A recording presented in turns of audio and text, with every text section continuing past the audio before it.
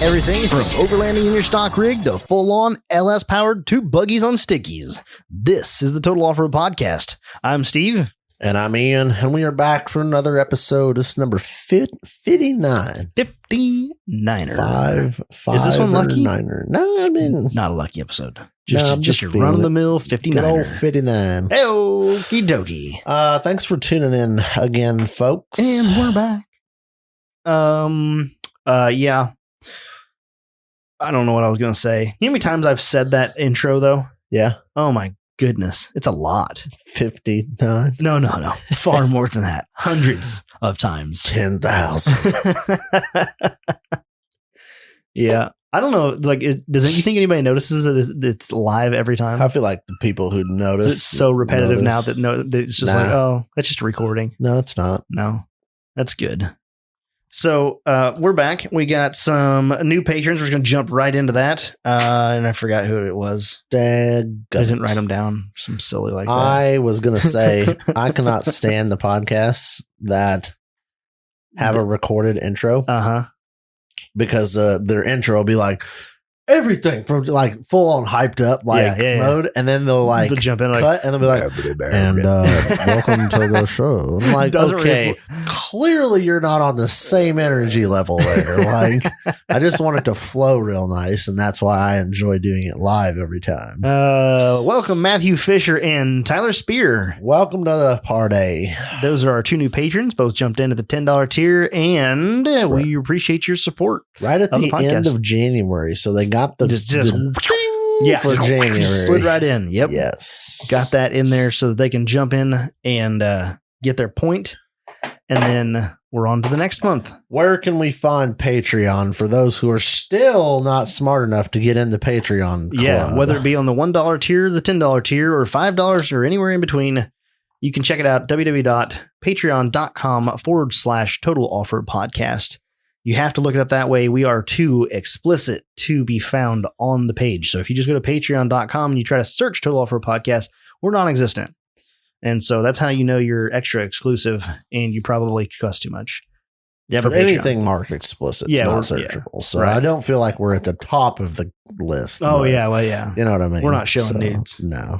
Well, we could if they want to. If everybody wants to up, we'll take my clothes off for money. Opens OnlyFans. Yeah. Probably make more putting clothes back on, which again, not a problem. I put clothes on every day. If somebody wants to throw me $10 for getting dressed. Oh, that's genius. You start nude and like make them pay you to put clothes back on. But why would you not just I would just leave? Like, I picture like a Facebook group live video thing, and it's like, I'm naked. And it's like, and people just start paying. Can't leave until you pay me to put all my clothes on. You know, like, I'll just end video and you end video, but it does you can't end it. Once you're in, you're in. Yeah. It's like, I need to figure out how to blackball the people that get invited into this video. I just got a picture from the wife. You want to see it? Yeah. Oh, well, that's not what I thought you were. No, that's definitely not what you thought I was going to show you. I mean, no nudes. Yeah, okay. It's a Badlands shirt. No, it's a Badlands onesie. Oh, Badlands onesie. On Owen. Yeah. Yeah. Isn't that cool? I picked that up when I was out there he's getting big. For the hangover run. Yeah. Yep. What color is the shirt? Well, I mean, I'm just asking what technical color looks real close to bougie blue. It's pretty. You know what though? It looks closer to Speakman green. I was going to say. Blue. I was wondering if you were going to give it the old Dustin Speakman. The old Speakeasy color. Blue. Well, we need a name for that. Speakeasy blue. Speakeasy and a Speakeasy. Remember last week we got a onesie in the mail? Yep. Was it from him? Yes. I mean, I kind of figured Toyota. He's like the biggest Toyota nut swinger I think I know. I'm like on the fence. Like, do I put it on the kid and take pictures and put it on the internet and thank Dustin for it? Or do I burn it and put it on the internet and thank Dustin for it? Put it on the kid. Okay. Thank you. Yeah. Wait, by the way. Wait a week. Kid just full diarrhea shit all over. That wouldn't have been hard a while back, but it's like a 18 month, so it's going to be like a minute before he fits in it. But it'll still be shitting himself. Well, hopefully. So no diaper, just put him in it. Yeah, put him in it naked. Let her ride. And just, I love it. Squishy just pooping and peeing all over. Yeah. And then you could burn it if you want to deal with the smell. But I mean, It's for the gram, so. Yeah. You leave the poop in it, ball it up, light it on fire, and put it on somebody else's porch. Oh, put it on Dustin's porch. Put it on his porch. Here's your shit back. There's another one of them flaming onesies on the porch. It's a third one this week. I don't get it. I love it. There's poop in it again. He called the shit poop. That would be great. Like, what are you just stomping it out? Is that a onesie? Is that a Toyota logo? Oh God, there's poop just the mental picture of that would just be epic. Absolutely epic. That's rude. Oh, it's wonderful though. Because like, wouldn't anybody expect any less of this conversation? Probably not. I hope not. There's been worse. Just not been a couple better, I guess. Yeah, but probably. I mean, you know. Yeah. But so that's who sent me the onesie. And I thought I would share that on the podcast. What else? Awesome. What else you wanna you said that you had some off-road related stuffs. I have a topic today that's going to be, it's going to be one topic that's going to cover our whole podcast. The whole podcast. All of it. God, that's going to be So that's good. why we're getting the stuff out early because I'm excited for this topic. Yeah. And we haven't been, we did the Patreon, put out a 45-minute Patreon for you guys. And so again, if you want to check that out, check it out. It's $1 to get them, to get all of them. So what else? Knockout Racing is out at King of Hammers. They've been doing shock tuning the last week. When did that become Knockout? Because I feel like it's always been Knockout. Like I feel like I got real spammed real hard. Like was it last week? Yeah. We had a personal vendetta. To pump his likes up over a certain other group of people. Okay. If you could probably guess who. How'd you do? We had, this was like 9:00 and we had surpassed their amount of likes before the end of the night. And I think it's like 3 times the amount of likes. Oh my God. Let me, because I know he started at like 700. I want to say it was like 700 likes on his page. And when are you guys going to do this kind of work to get our page numbers? Oh, we can get there. So now it's got, it started at 722 and it's got 1,348 likes with 1,433 follows. Nice. All organically. You were trying to surpass another race team series. Okay. Gotcha. I'm just curious, Yeah, it was a personal vendetta. So we're like, let's get it. And we did it. So actually, I need to give some free stickers away to somebody for that. Oh, yeah? Yeah. What was the deal? That was like you just had to go like and share opportunity the thing for one free sticker. For a free sticker. I'll give you I was going to give like a free sticker pack away to somebody or just a couple of stickers that liked and followed it. Yeah. Did I win? You could win. Okay. We need to do that. I'll do that this week and I'll just hit up whoever wins. Okay. And you just announce it on our page. Yeah. But yeah, they're out doing some pre-running and stuff with the ORIs. So content for KOH started, I think, yesterday. I remember people. I was getting some posts about people racing through the desert. Yes. So that's going on. So make sure you tune in to follow the Knockout page for all their stuff. I'm super excited to see how a 4400 car with ORIs does. So far right now, well surpassed anything of my expectations. Really? Oh yeah. Doing well. Who's doing excessive heat. So they've been doing their own tuning here for this. Kevin and Heath have been doing their tuning this week. And then they're working with ORI this next couple of days, I think, to really they wanted to get a handle on how to get through the whoops and all that. Is that different? The tuning for an ORI, is that different than like tuning for a shock, like a coilover shock? I would honestly assume so, but I really don't know as much as I'd like to. I was just curious about that. Like if it was the same, like shim stacks and stuff like that. Honestly, I don't know. No idea. I don't want to speak to it because I don't know. Have an idea. Yep. Gotcha. So let's see the official schedule. So the 30th is the UTV King of the Hammers opening weekend. So that's when the course map and all that shit is. And Hammertown opens. Blah, blah, blah, blah, blah. Power Hours on February 1st at 4:00 p.m. That's always a good time to watch UTV King of the Hammers is on February 2nd. Mm-hmm. And then February 3rd is the shootout. Oh, yeah. That's always a good time. February 3rd, huh? February 3rd is the shootout. So there's 4,500, 4,800 qualifying. Power hour again. The shootout's on a Wednesday? Yep. Really? 6 p.m. 6 to 9. Holly EFI shootout presented by King Shockland Action Sports Camp. Do you know where they're holding that this year? I do not. Okay. And then 4,400 qualifying is on February 4th. Picker challenge, all that stuff. I'm just reading through all the extra stuff because I don't want to give you I don't want to read 9,000 things. But I don't want to miss anything. And the start of the King of Hammers is 8 o'clock in the morning on February 7th. Nice. Yes. Such a long week. It is a lot of crap. I don't want to say crap, but a lot. So literally 1 week from today is KOH, official big dog race. So get in, follow that. That's all I got. Okay, that's KOH pre-coverage. Pre-coverage. This weekend that just went by. So happy February, everybody. So we've got out of January. We are working our way back to nice weather here in the Midwest. It's actually not been too bad. It's been pretty mild. It's honestly snowing right now. Well, yeah, but even still, it's 30-some degrees. Right, yeah, it's not like stupid cold. Right. It's not cold. It hasn't been stupid cold. Now, coming up this coming weekend, they were projecting that we're going to hit -3 on Saturday. No, thank you. -3 Fahrenheit for you Canucks. No, thank you.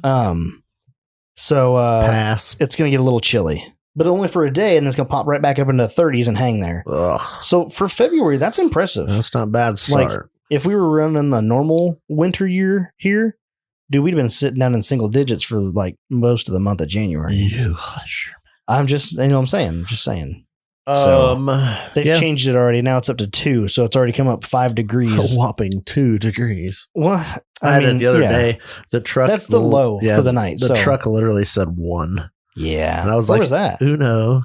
Oh, I don't know. Wednesday. Tuesday. It was Tuesday. Oh, it was kind of chilly. I didn't think it was that cold. I didn't think it was that low. Said Uno on the truck. And we're back. Oh, shit. The door's open. Oh, well. Okay, hold on. The dog will start barking.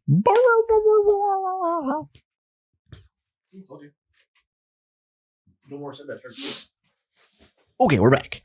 So the batteries died in the recorder again. We need to figure that out. Ian literally put new batteries in it when we started this today. Yep. And for whatever reason, they were not sufficient. So anyway, the weather here has been, I would say, pretty mild. It's been fairly nice considering so far. And February is looking shaping up to be the same. So I'm okay with that. Through the 14th in the highs in the mid 30s. It's not bad.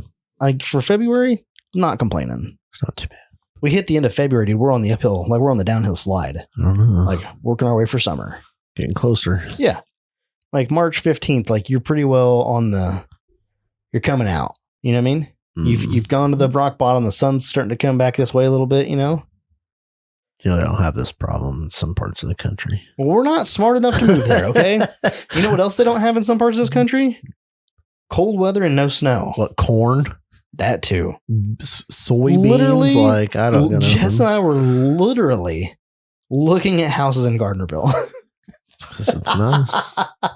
I told her, I was like, now that I'm doing the skillets, I'm not tied to a location anymore. Yep. My customer base is now mobile. It's the world. Right, yeah. As long as you can get to a post office or a shipping depot, you're set. Mm-hmm. And so she's like, well, how long do you think that'll last? I'm like, I don't know. Long enough for me to figure out my next move. Yep. Ain't gonna be that damn hard. I'll come up with something else. Nah, yep. I'll polish something else. People like polish shit. I have a fair chunk of the market share right now, so I'm okay with it. Yeah, so we were looking at houses. I'm like, dude, look how close that is to Lake Tahoe. I didn't realize how close that was. Yep. Bro. Of course, the housing over there is fucking stupid expensive. Yep. But maybe not in some places, but the houses she was looking at, she's like, hold on a second. This house is 1,500 square feet and it's $400,000. Like, yep, that's kind of steep. I was like, can you push out towards the desert more? Farther from civilization. Yeah, keep moving out. But yeah, I was thinking about that, and I was like, look at well, how about houses down in Tennessee? Like, what's it look like down there? Just move down to Tennessee. It'll be fine. Rent the same movie. What's the worst case scenario? My business goes belly up, and I go work for Bobby's Tire. There you go. I mean, it's not a bad move. It's an option. Polish wheels on Bobby's Tires. And done. Yeah, done. Also have a polishing company that is literally like 25 minutes from Nashville. See, there you go. But I could just go over there to him and be like, I need a job. And he'd be like, okay, let's go. Alrighty. There would be no questions, I'm pretty sure. Done. Yeah. You don't have somebody that ran a polishing business pop up on your doorstep and be like, I need a job. And be like, well, let's see how you do. Let's give you a trial polish. Yeah, trial polish. You're hired. Yeah. So anyway, that's the old updates there. So is there anything else that we need to, do you want to discuss before we get into the main topic that you think is going to take up most of our day? Nope. That's it, huh? I got nothing. I didn't do anything. I'm sure there's other stuff that I want to talk about, but I don't know what it was. Okay. And then later today, I'll be like, oh, damn it. I didn't do that on the podcast. Oh, the one thing. I'm so bad about taking notes throughout the week. I mean, I am too. I think about it. I'm like, oh, I need to write that down. I'll write it down in a minute when I get done polishing, and then it's gone. There you go. Yep. So tell me which main topic. Okay. So we had a shout out on the podcast page. Okay. From somebody said oh, Wheel and Wine and Whiskey gave Total Offer Podcast a shout out. I'm so glad that you're going to this because I was literally, as you're starting to talk, I was like, oh shit, we didn't talk about Wheel and Wine and Whiskey yet. Got you, boo. So they gave us a shout out on their latest episode. So I went and I was like, oh, perfect. I just started my drive home. So I was like, I got time. I'll listen to this episode. So I'll go listen to it. They had a conversation with Ultra Ford Jones about tool bags and trail tools and prep. How do you prep for tool bags for a race when do you have a separate set of tools for the buggy and that's all you use when you're at home, or do you use the shop and you don't use that? And we kind of covered that in a previous episode pretty good. Mm-hmm. And so we got a little shout out for one of our suggestions of just go buy a Harbor Freight tool set, and it'll be a good start for some trail tools that you don't care about, that you could either lose, break, loan out, whatever. Mm-hmm. So I was listening to that episode and it got me thinking. I was like, so if I was new, and one of the things that got me thinking on this was somebody said, well, you may not be an experienced wheeler. You may not have been doing this for 20 years. Mm-hmm. So you don't know what you're going to need as far as tools and spares and this, that, and the other. But you can learn that. And that was one of their big takeaways for me was maybe you're new. Mm-hmm. Yeah. The first time, if you went and bought a Jeep. Yep. And you were going wheeling, what would you pack in a tool bag? Everything. Right? But or nothing. And it's going to be an extreme. It's going to be either everything, it's going to be all or nothing. You're either going to show up with a high lift jack and a spare tire and or you're going to have a U-Haul trailer full of your entire garage. Your rig is just packed to the max. I don't know. I took all of my stuff with me. And I think that's assuming that you have a bunch of tools at home. Some people don't start out with a bunch of tools and stuff. They start out and just buy a Jeep. Yep. And then go, man, maybe I do really enjoy this. So now we're going to start building our tool inventory up. I think the episode that you're referring to is the Midweek Mini episode 7. What do you pack? Yes. I think that's the tooling where we talked about all the tooling stuff. It was, yep. So I just wanted to throw that in there in case you guys were curious. Just go scroll back through. Depending on which app you're in, it'll be in season 10 is how you can find that. If your app organizes your episodes in seasons, all of the Midweek Minis are in season 10. Okay. So just go to that and you can check out episode. I think I said it was 5, right? 7. 7. Sorry. 7. Midweek Mini MWM episode 7. So it'll be season 10, episode 7. And that's how you can find that. Sorry. Back to very good content in that one. I will say real quick, not to take the light off of Wheeling Wine and Whiskey, but we also got a hat tip and a shout out from Snail Trail, Tyler and Jimmy over at Snail Trail. as Tyler tried to recreate the 3 half molested chickens in a goat. Yeah. I think he said it was something like 2 half chickens and a goat. And I was like, I like instantly sent him a text. I'm like, no, I believe that went a little different. It's a very specific form of bartering, if you will. And if you want to learn more about that little inside joke, it is on the Patreon because that is way off base. Yes. It's a good time, though. Just look it up. It's the Facebook Marketplace rant, I believe is what it's called there on that. It was about a 20-minute episode of Ian ranting about selling stuff on the marketplace. Yes. It was ending with a epic barter. I think people can relate to it. That's all I'm saying. Yeah, that's how it goes. It's relatable. Oh, it's definitely relatable. Anyway, back to tool talk. So the biggest takeaway for me was like, maybe I'm because I feel like I'm jaded in the tool department because my job requires me to buy tools. Right. So I have thousands of dollars in fucking fancy tools. But yeah, if you're just getting started in the hobby, and there was just the other day on the Badlands meetup page, there was a guy that got on there with an XJ, and he's like, "Hey, just starting to get in, you're just getting into wheeling." Yep. And we're just kind of asking for some information. He was asking about flex. And he was like, I tried to flex out and this is all I got. Is this adequate? What can I do to gain more flex? Things like that. But at the same time, I'm sure he's on the same boat. You have maybe a basic set of wrenches, and adjustable hammer, things like that at home. Yeah. But we're not assuming that everybody who's into wheeling has this fully decked out. Yeah. I mean, snap-on tool shop thing, So with me, so last time we went out for the, when I went up to the cliffs, I packed my my Nico impact socket set, my half-inch impact socket set. I'm like, okay, this covers all my half-inch impact or half-inch sockets. Yep. I think it starts at 8 or all the way up to 32 or something like that. I had my axle for my spindle set for my bearings that are on mine. Yep. I had that specialty socket. Yep. I packed it with me. I packed my DeWalt cordless drill, and I packed my 3/8 impact. Mm-hmm. Those are things I pack. A half-inch ratchet, and then just a set of specialty tools, like tire plug set and things like that, like little stuff. Yep. But yeah, having a bag with a small set of trail-specific tools, in which you can learn by working on your Jeep as time goes on. You learn what you need. Yeah. And so that's the hard part, is you're just getting into it. Uh-huh. Yeah. What are your thoughts on that? So when you first got into wheeling. Well, this wasn't where I was going, but yeah. Oh, okay. We can I mean, it doesn't matter. We can have this conversation, okay. But this is it's a very long lead up to where we were going. Okay. It's a very long lead up. Well, I am known for taking the long way. Quick synopsis for you. The last couple times that I go wheeling, I've got a 3/8 socket set that's in a case. It's got a ratchet, couple extensions, all that shit.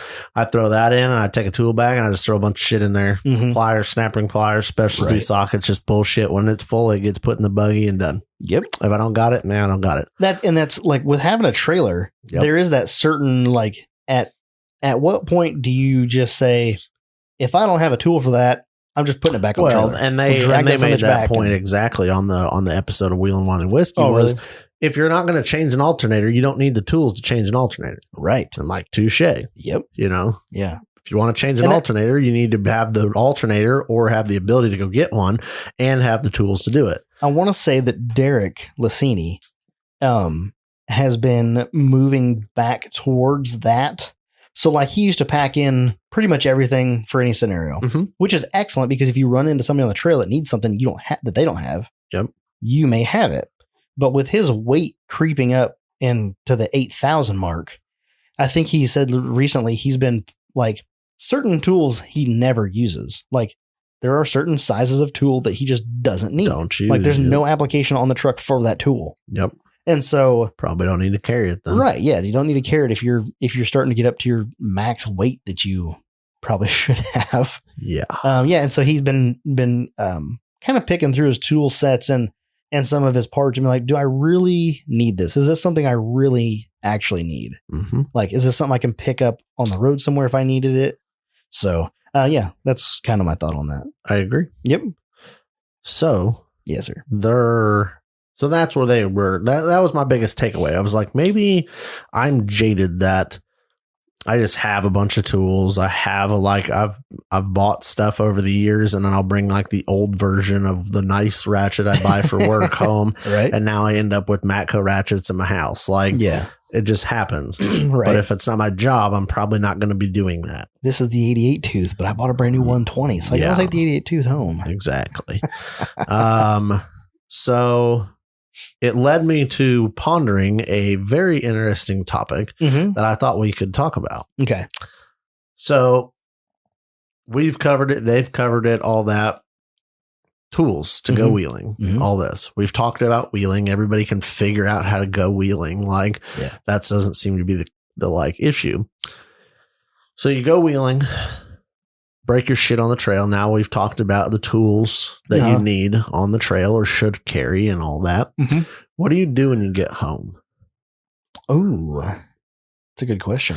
Like, if I was brand new to this hobby, all right, great. I have listened to a couple podcasts about like what tools I need to pack. I feel like I'm prepared. I go wheeling. We had a really good wheeling trip because we've talked about go with a good group, a local group, whatever. So we've got that good, like awesome. And then we're sitting at the parking lot and everybody goes home and I get home like, what the fuck am I supposed to do now? With your rig, with my rig, your with tools, like everything. It's a good question. Like, do you like, so that was my lead in was, what do you do after a wheeling trip?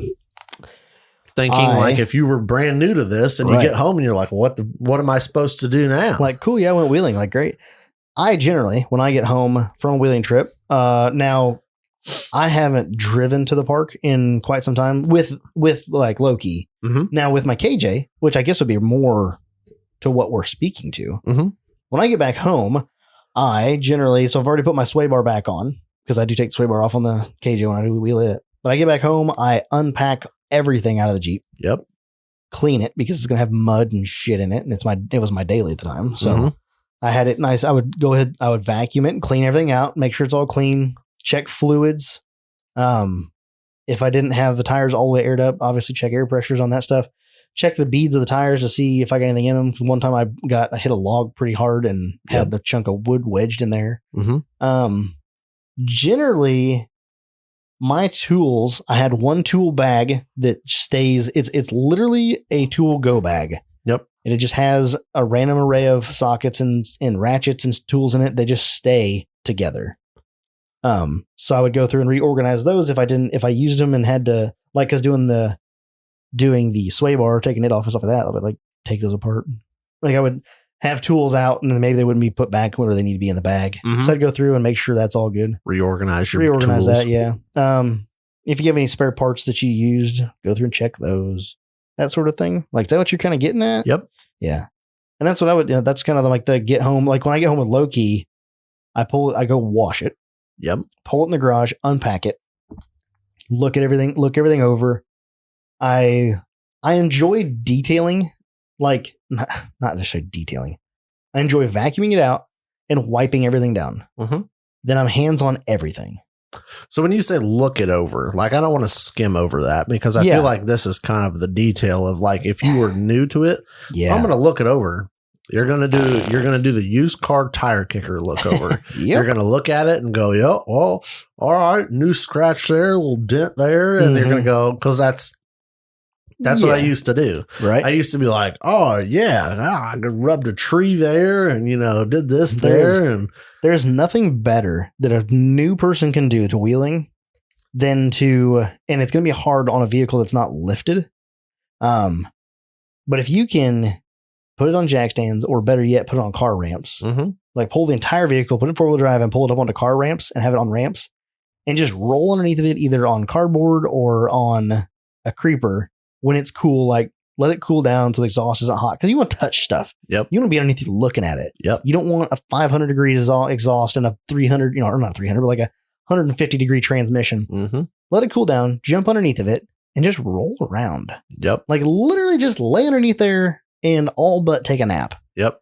I still do that on low key. I'll get anything on the concrete or on the creeper and I'll just look at the floorboards and like just kind of get a feel for what's under there. It gives you a better idea of what I can put underneath the Jeep. Mm-hmm. Like when I was doing the air tank thing, like there was serious consideration of putting it under the body next to the fuel tank. My only concern was if I break a drive shaft, like she set the brakes. Break the drive shaft and destroy an air tank at the same time. I was like, well, that's not really worth it. No. But yeah, get underneath there, roll around, check, all kinds of stuff to be checked underneath there. Look at your e-brake cables and see if they're touching anything.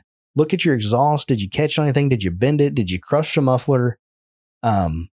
Look at the seals on the transfer case, the transmission pan. Just kind of scope around. Is it wet? Is it wetter than it was when you went out? Like there's just so much to look at. Leaf springs, kind of look the packs over. Are there cracks in the leaves? From my experience, I'm dealing with a cage or with a XJ. So, I mean, full shit boxery. You know what I mean? Especially if you're still running stock leaf springs. Like they have a tendency to wrap and can break. Yep. And so there's a lot of things that go into that. Getting underneath there, looking things over. If you're dealing with a unit bearing vehicle that's a stock unit bearings on, say, like a Dana 30, if you have a Jeep or like Rangers, anything like that has the unit bearing, go ahead and jack that front axle up or the, that corner up for both sides and check the play. Spin the wheel. Does it growl at you? Like, because we had that problem a lot when we were first wheeling. Dude, we were going through wheel bearings every 3 to 6 months. Yep. There's a lot. Like, but we had 33s on. Like, it wasn't that big. We had 33s on, and we didn't buy the top dollar wheel bearings. And so we would go through wheel bearings every 3 to 6 months. Yeah, you were buying shit to get you going. It wasn't. We were buying just the whatever they said that, you go to the parts house, like, I need a wheel bearing. Like, okay, here it is. Like, here's the cheap one. And come to find out later, like, if you buy the nice one with the lifetime warranty, the tolerances are much better. It costs you more money, but it has a lifetime warranty, and you're not changing them out every 6 months. I think once we switched over to those, Matt was running 36s and I don't think he ever changed a wheel bearing again after that. He bought an O'Reilly's. I think it was a national brand. Yep. It was $150 a wheel bearing, but still better. You're not changing it every day. Like, you're not changing it every 3 months. Like, at what point does money and time, collide? But looking that stuff over. So here's my suggestion. All right, let's hear it. Because I came up with this because then I was thinking about this for a couple of days of like, how would I suggest to somebody? Because I'm going full on like noob. Yeah. For lack of a non-insulting word. Right. So like noob, non-car guy. Yeah, that just wants to go buy a Jeep and, and start off-roading. And like, how would you set them up for success to not be the typical like noob Jeeper as far as like you show up and you're like, oh, dude, you just broke your shit. We haven't even left the parking lot. Like, I've been there. So, First thing I would say is find a group on Facebook that's local. Well, yeah. Where you can find a friend that has some knowledge. Here's what I would start with. Because you need to do a pre-trip. Yeah. That's way more important. I mean, not way more. No, I mean, it is. It's very important. You want to be prepared. Yeah. Do a pre-trip. I broke our second trip out. I broke an axle shaft, a front axle shaft, because I neglected, knowing that it was a little bit like dry. Yep. The front U-joint in the Dana 30, little 1310 U-joint. I knew it was kind of had a little something wrong with it, but instead of like go ahead and pull it apart, maintenance it. I sent it. Like, this is my second time four-wheeling ever. And we got on an obstacle up on Orange Trail, and it's not there anymore, which is sad because it was a great obstacle. It was a stair step. It was about probably 18 inches tall, but without lockers, I couldn't get up it. So I tried to employ the whole like push on the brake pedal a little bit to try to get all the tires to kind of go together. Boosted launch. Yeah, like a boosted launch. Yes. Try to use the brakes as a traction aid. And I was pushing pretty heavily on the brakes and applying throttle in 4-low. And it just KO'd that U-joint and took out the axle shaft with it. Yep. Ended up costing me $150 for a whole new axle shaft at the Badlands. Yep. Luckily, they had one on the shelf. and we slammed that sucker in the parking lot with somebody else's tools because, hey, guess what? I didn't bring those. Yep. I didn't bring the right size nut, the socket for that nut on that shaft. And so, that what could have been a 2-hour pre-trip maintenance before we went in the garage at the house, with all the tools. Not wasting wheeling time also. Yeah. Oh, yeah. Because we wasted probably 3 hours getting all that squared away. Yep. Had to ask my cousin to buy it for me because I didn't have a debit card on me. Yep. Yeah. There's pre-trip is key. So here's my suggestion to both ends of that. Yes. Before you go and after you go. Yep. So when you take your car to a Jiffy Lube, or really, it goes from Jiffy Lube to like dealership. Yeah, like every level. I think anymore they do a point inspection. They give you some bullshit point inspection, and I don't want to insult anyone that like puts their time and effort into doing one of those for the customer. Yeah. But like, I worked at a tire shop. You've worked at tire shops. I worked at a tire shop back in college. We did 9,000 point inspection on your shit box. Felt like it. I got in trouble for marking shit in the green because they upsell parts. Right. Like, I'm slightly mechanically inclined. Does this thing need ball joints? No. Why'd you mark this green? Because it doesn't need ball joints. Mark it yellow. Okay. Are they brand new? No. Yeah. But they could use replacement. They could be new. So, but you see, so there's that. So shiesty. I'm sorry. But no. Yeah. 100% agree. Yeah. But it's a thing. But every level, so that's why I'm not like, oh, it's some bullshit inspection. Because to me, it's a bullshit like upsell. But it all depends on whether you're actually. It depends on the tech doing the job. You could go to a dealership and get some guy who just marks everything fucked. Yes. You could go to a Jiffy Lube and everything fucked. You could go to a Jiffy Lube and a guy like knows his shit and is just starting out or something, and you get a legit, honest opinion. Right. You could get the same at a dealership. So it's, I guess it's a clusterfuck. Yeah, it's a crapshoot. Welcome to life. But my point is that they give you one of those. Yes. Go fucking Google one of those inspection forms and do it yourself. I wonder if you could go to like a local tire shop and just like request one. I don't know why I couldn't. Yeah. Hell, go there and hit your oil change. They give you one. Yeah. They give you a copy of it. They give you a copy of it? Yeah. Oh, I'm sure you could ask for it. You just go in like, can I get one of your inspection sheets? Go get your oil changed at a tire shop, and they'll mark everything on your shit box as fucked. And then you'll be like, okay, let me take this home and I'll discuss it with my wife. There you go. Or something, come up with some shit then take the form. Or I'm sure you could Google it. Right. And not even leave your couch. Form. Yeah. So then you tow front tie rods. Yep. Play green, yellow, red. You and go under there and jack it up and and then get on YouTube and see how to inspect that. And then that's where YouTube becomes a really, as you're saying this, I'm in my head thinking, oh shit, we need to do an entire series. Oh, it could go deep.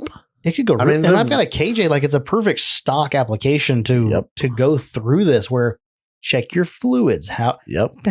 Not everybody knows how to check their transmission fluid. Not everybody knows how to check their oil. Well, that's the thing. You know what I mean? If you come across a step on this form that you don't know how to do it, don't bullshit it and skip it like the guy at the Jiffy Lube does. Yeah. Somebody on YouTube's done it. YouTube it. Google it. Ask a wheeling buddy or text somebody, like get on a Facebook. Nobody's going to call you a dumb fuck if you go, hey, hold on. What's the right way to check my play on my ball joints or something? I have to, this is a plug. Side plug. If you're listening to this podcast and you've gotten this far, go join the Trail Riders page and answer both questions. Yes. I promise if you get on there and ask how to change your oil, I'm going to punch you in the face because that's just stupid. No. Well, no. Oil change. Come on. Not change, but like check your oil. Like if you ask engine oil, I am of the mindset that there is no dumb question. Oh, there's dumb questions.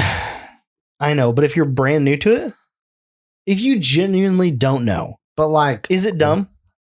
Would you rather say it's a dumb question and have them not ask, or let them ask and understand that, you could have figured this out? Here's my theory on the reasoning there are dumb questions. Okay. People always say there's no such thing as dumb questions. I said, the bullshit. There's a dumb question. Why? Because if I asked you, how do I change my oil? Yes. Okay. What have I done to teach myself how to change my oil? Have I YouTubed it? Right. No? Yeah. Then why the fuck are you asking the question?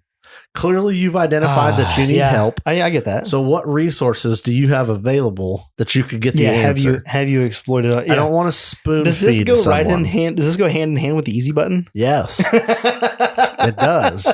Because I don't want to spoon feed you the info because my thing, I've worked field service for years on shit I don't know about. My best story with that is they sent me on a service call for a pipe threader that didn't cut threads. The guy said it was just slipping. The pipe would just slip in the threader when it started cutting threads. I have never seen a pipe threader this big, and it was like half the size of this table, so it's not like massive, but it was. They were cutting threads on 6-inch pipe. Jesus, I know it's a thing. Never seen one. Never fucking. It was some like dairy thing. They were doing some piping or some shit. Yeah, it was fancy steel. Wasn't like black poop pipe or nothing. It wasn't poop pipe. And I think it was stainless. Actually, it probably was, which is even more annoying because it galds instead of cuts. So they sent me on a service call. I'm like, I had no fucking clue. Yeah, what this pipe threader is. Never fucking seen one. Yeah. Now I'm supposed to show up and to a guy that's having a piss poor day because he's paying me because my name was on, the company's name is on my shirt, so I'm the asshole. They're paying me to rent this piece of equipment, and I have no fucking clue what it even looks like. Nice. So you showed up. Watched a fucking video on YouTube of a guy using one on the way to the service call. Yes. You know what the issue was? The jaws, there's little like jaws that hold the pipe, were just like wore out. Oh. They didn't have any like grip to them, so the pipe would spin. So what'd you do? I just said, hey, I'll have to order those because I don't stock those on my truck, and that's your problem. You should have took a grinder and just cut you some new lines. Yeah. So that was it. But like I had no clue what it A looked like. Yeah. B, how the fuck it even worked. It's got a bunch of things that like come down so you can bevel it, you can cut it, you can thread it, all this bullshit. And I'm just watching a YouTube video. I feel like we've had this discussion on this show. It's I feel like I heard depressing this story. Anyway, but my point is, use your resources. The guy that shows up to a service call in that situation, I don't care if it's HVAC, whatever. Yeah. And he fucking knows everything. Chances are he doesn't know shit. I had a guy that I first started working with. He told me years ago, you don't have to know everything in this, because I was all freaked out because I'm like, dude, I don't fucking know enough to be going on the service calls and all this. So you don't have to know everything. You have to know where to find the answer. Yeah. And I'm like, what a concept. Hey, I don't know how the fuck this works, but I'll figure it out for you. Right. Okay. As a customer, you go, fuck yeah. So whether you YouTube it, Google it, I mean, asking for help is an answer. Is a resource. Right. But if you have to ask, hey, how do I change my oil? Bro, just YouTube it. And then you don't have to admit that you don't know how to change. You know what I mean? Like, I get you. It's a very basic step. Right. Anything over that? Hey, is this an acceptable amount of play on my ball joints? I know something like that's a little bit more of I would say yes or no. That's a little bit more of an in-depth of I've YouTubed how to check my ball joints. Now, is this an acceptable amount of play? Because I feel like it is, but maybe it isn't. I don't know. So please help me. No problem. I like it. And that's my no dumb questions thing. So I know it's been played out like crazy on all of the groups, but like the whole like, how much lift do I need? Yeah. It always gets answered because somebody gets in that's new. Yeah. And unfortunately, they don't hit the search button and just search it because it's been asked 800 times. You said it earlier. The guy was asking about how much flex. Yeah. But he didn't come in there and say, how do I measure flex? He figured it out. He's like, how do I get and then said, hey, this is what I came up with. Is this normal for this setup or should I be expecting? Yeah, it was a pretty legit question. We can have a conversation about that. We can't just jack it up, or something simple, stupid like duh. Right, exactly. Yeah. Well, we have 18 avenues that we can go with this. But anyway, we were on a topic before we got to that. Yeah. I don't remember what it was. Well, it was talking about I was saying we needed a YouTube video series of like all these things, like how to check ball joints, how to check your drive shaft U joints, how to check your axle shaft U joints if you have that kind of thing. Are your CV boots intact? Do they have any leaking? Like brake lines, do they look okay? Yep. There's a whole, you could just go down the list. But yeah, going and getting an inspection list gives you a starting point. Gives you something to start for. You can start, you're checking your coolant, checking your power steering, checking your brake fluid. Do you have a clutch? It's going to be pretty complete. Yeah, and it's going to be that's going to be excellent. Of how complete you perform it. Yeah, now it's on you, but the form will be there, right? And it's no different. But than it you gives go you to a starting point. Yeah, as if you're brand new to this, you don't know that I need to check my brake lines to see if they are pinched, or dry rotted, swelled, or anything anything like that. Yeah, you don't know like brake lines like. Oh, well, my brakes work. Yep. They should be fine. Like, so that's one thing. Your CV boots, are they leaking? Well, I don't know what the hell's a CV boot. Yep. You know what I mean? So you find on the list, you're like, what the hell's this? Type into Google or YouTube, what is this item? Yeah. And then it'll pull up your things and you can kind of look a little bit. And you're learning the whole time way through this. You're learning where things are on your vehicle. You're learning how things supposed to look on your vehicle. Yep. You check a ball joint and it's tight and you go, okay. Next time you check it, oh, it's a little wobbly. It wasn't wobbly before. Right. Yeah. Now I know what that's supposed to feel like. Yeah. Or you check you jack up your one corner of your vehicle or your front axle and you check your play on you wiggle your tire back and forth and you're like, okay, it has some play. And you look at your tie rods because your tie rods, that's what the internet said to look at was the tie rod. And you check the tie rod and the tie rod's tight. And you're like, well, now what is it? Well, if you don't have rack and pinion steering, or maybe you do have rack and pinion, what about your inner tie rod? Because you can't see that. That's underneath of a boot. Mm-hmm. You know what I mean? Like there's so many different little things. But yeah, by getting in there and doing this pre and post, you're going to get a feel for the vehicle. There's nothing that doesn't get on my nerves. It's one of those things when I see somebody do this, it makes me a little nervous, especially if somebody says they're going to go wheeling with me and they've done this. And that is they have air quotes saved money, because you will definitely save money by purchasing a pre-built rig. Somebody goes out and they purchase a buggy. Mm-hmm. It's done. Like somebody else built it. They sold it to them. They've bought it. And now they're going to go wheeling with it. Yep. And like I've seen this happen. They go out wheeling. They break something. And they're like, I have no idea how to fix it because I didn't build it. Yep.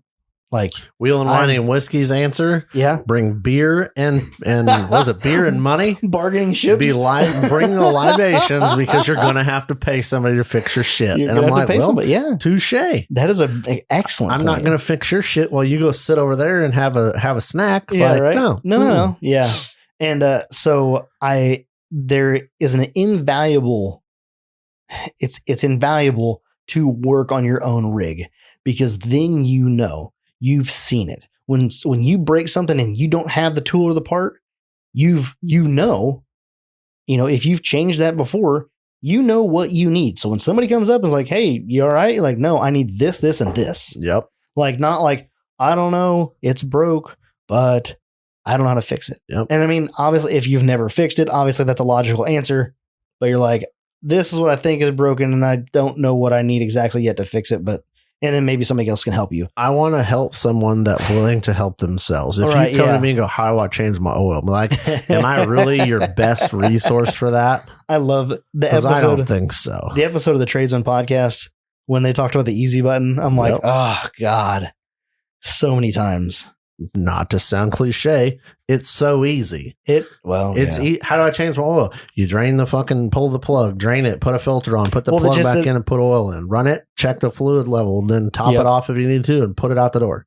It's just a matter of like, there's probably 800 videos on YouTube of how to change oil, probably for your specific vehicle. Yeah. So I guess when it comes down to it, yes, if you've not checked YouTube and Google and you come in asking that question, there will be a certain amount of flammage that you will get. I may give you a link, but I'm also going to ridicule you a little bit. I just want you to have tried first and at least come to the store. Like, don't bring me a problem without a solution. It might be a stupid solution, whatever, but it bothers me extremely to be like, that's not going to work. Yeah. Why not? Well, it just won't. Mm-hmm. Well, then shut the fuck up. Like, you don't know what you're talking about. Yeah, you didn't bring a solution. That's not going to work. Well, because if you put this next to this, then this is the issue. Okay, well, that's stupid, but it's at least something. What did Josh call them? I don't know. He had a name for them there. Was it problem identifiers? Problem identifiers. Is that what it was? I don't know. It was something like that. It works because that's not going to work. Why not? Because it won't? Yeah. Well, then just shut the fuck up. You're not a solver. You God can damn. identify the issue. Well, no shit. Everybody knows those people. And it's like, would you just shut the fuck up? Yeah. Like you're like 4 people standing there like, what do we do now? Well, we're going to figure it the fuck out. Probably. Like, what do we do now? Fuck, I don't know, but I'm going to figure it out, you know? Yeah. We're getting on a tangent. Oh, that shit. I worked with a couple of those over the years. Problem identifiers? Well, that's not going to work. Oh, yeah. Okay. Yeah. Well, then what do you got? Well, I don't know. Well, then don't raise your hand. I love the people. I love when you work for somebody and you go to do something a certain way, it's different than their way. Yep. And they're like, that's not how it's done. And you're like, this is how I do it. No, that's not the way. Yep. There's only one way to do this. And that's not it. Yep. I worked for a guy in a tire shop. Now, granted, he had like 35 years of experience, but he had a certain way that he did things. And I came in and I had a different way because I was looking at it from a logical standpoint. I'm like, we're doing it this way. But if you do it this way, it makes more sense. Yep. And he's like, nope, it's not the way you do it. It's like, well, fine then. Thanks. You know where you're going to work in 10 years? You're going to be he was retired. In the tire store. Oh, yeah. Like you're not going to, with that hard-headed ass attitude, you're not going to change anything. Yeah. And that's just it. It was one of those like set in stone. And like, I love when somebody comes in and does something different than I do it. Yep. Because I love the outside perspective. Even if it looks harder, I'm like, that's how you do it? They're like, yeah, like, well, I do it this way. And either they'll be like, no, like they don't, that's not how they want to do it. But everybody's different. Everybody's got a different outlook on how to do certain things. But anyway, nonetheless. Pulling it back in. So that was my, holy crap, this is a good idea. Get your inspection form, go through, do your pre and post. So now you kind of ran over your post-wheeling trip thing from a driving standpoint. Right. I would like to cover the trailer side of things. Oh, yeah. So everybody thinks you just throw your shit on a trailer and then you get home and you just push it off the trailer. And it's like, all right, that's what I do. Well, my shit box is going to get on a trailer, so it's ready to go. That's what I do. And I'm guilty of this myself, so I can speak to it. But so this is why I drive low key. Yeah. Every week. Well, it's a good, this is a very, very good logic to drive it before a wheeling trip. Very short side tangent. Yes. The drive here today, smooth as glass. Don't know why.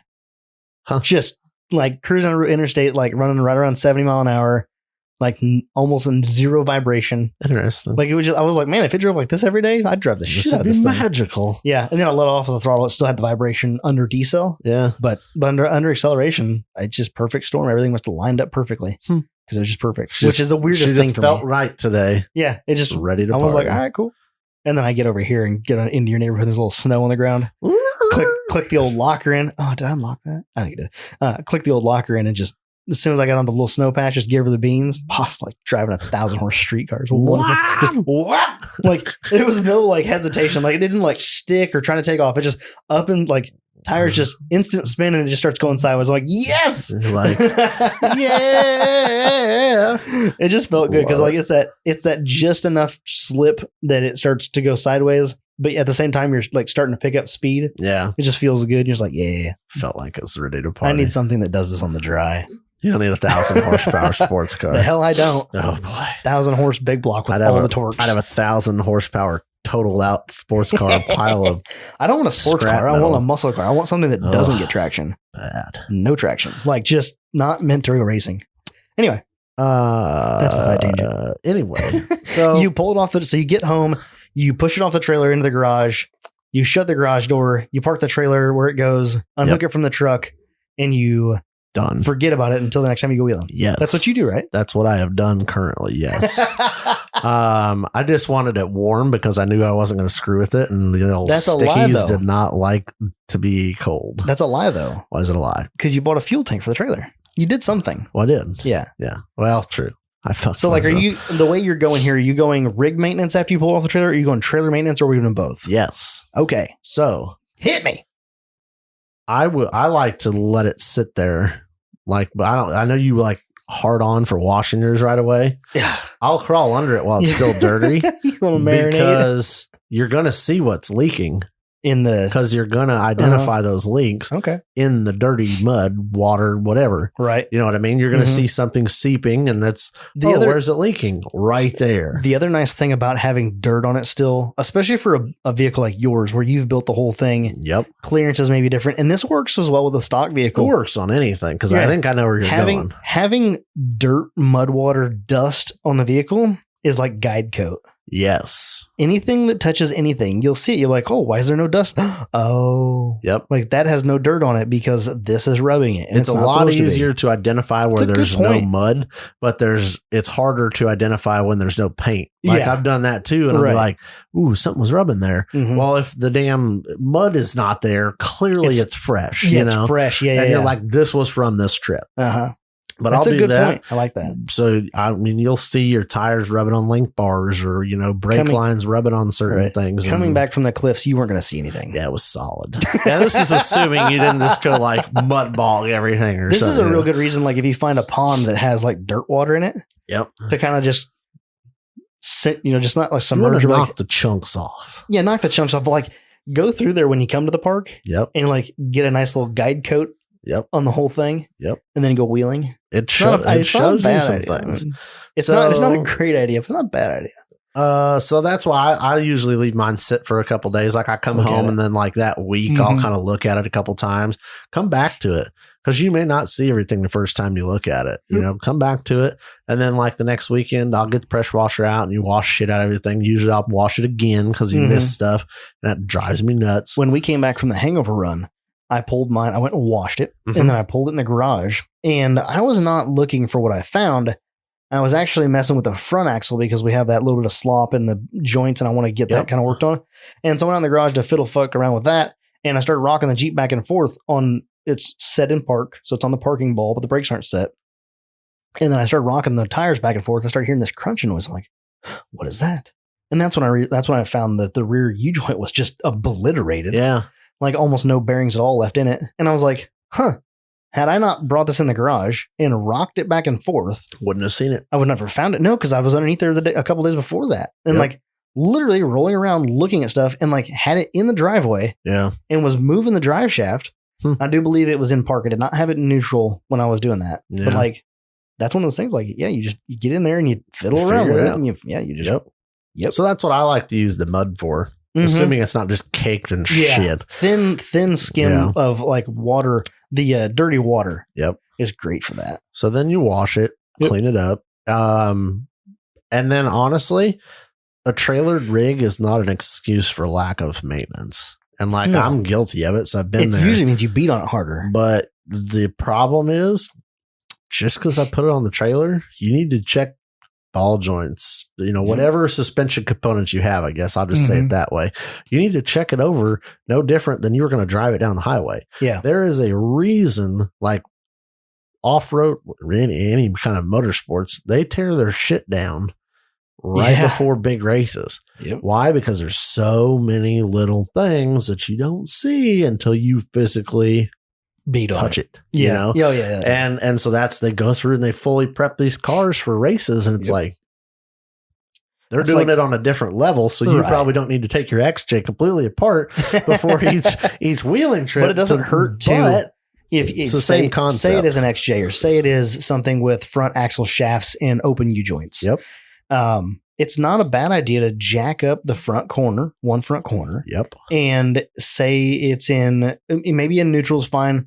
Spin that front, sit in front of it, spin that front wheel, and look at the axle shaft that's spinning inside the knuckle. Like, how does that look? Are you hearing any noises? Oh, there's a lot of great things. Yeah, there's a lot of things you can do to really mitigate problems on the trail. The older I get and the more involved in wheeling I get, the less my tolerance for lack of preventative maintenance becomes because I'm just like, you didn't figure that out before you drove 8 hours to come here? No. Like, Jesus. And you'll have the one-offs. I mean, it's not a foolproof thing, honestly. But like, why are you the guy that always breaks 10 minutes off the trailer? Those guys. Damn it. And, but that's about all that's different for the trailer is I just unload the trailer because as far as I'm concerned, the maintenance side is literally the same. Yeah. Just because it goes on a trailer doesn't mean it's less maintained. Right. Do you look over your trailer or do anything to your trailer while it's sitting there? So my new logic in life plans is I don't remember how many miles. I had it figured up once for last year that I put on my trailer. Yeah. No tire failures, no bearing failures, no brake failures. Nice. No issues. Nice. But we all know that guy that's always blowing trailer tires. You mean like a guy that you go wheeling with and then he made it there okay and that was all good, but then when he goes home, he's like calls you. He's like an hour from home. He's like, I just got passed by my trailer wheel. Yeah. Yeah. Been there before. Like, well, last my buddy pulled over on the side of the road and said, "Oh, my trailer tire ended up in the ditch." Wasn't it 2 that day? One TD lost the trailer wheel, and then didn't somebody else have a trailer tire fail on the way home? I feel like that was the other direction. Like somebody going that way had a trailer tire, and then we had that one. I can't remember the other trailer. I don't know. Huh. But yeah, it's been there. I feel like it was Growy, but I don't remember Growy ever towing. No, because he was with us. He drove. Yeah, he's an anti-boater. And he was on our he was in our convoy that was on the side of the road trying to get trailer tire back on. But yes. So that's great. Check your tires. Check your tires. Check your bearings. You should be greasing your bearings probably after every wheeling trip. Would not be a bad you're idea. putting 6,000, anywhere from what's low key's weight for 45. Yeah. So you're hauling anywhere from, we'll say 4 to 6,000 pounds is probably a pretty good average for an off-road rig. And when none of us are driving 55 fucking miles an hour with trailers. No, the hell you don't.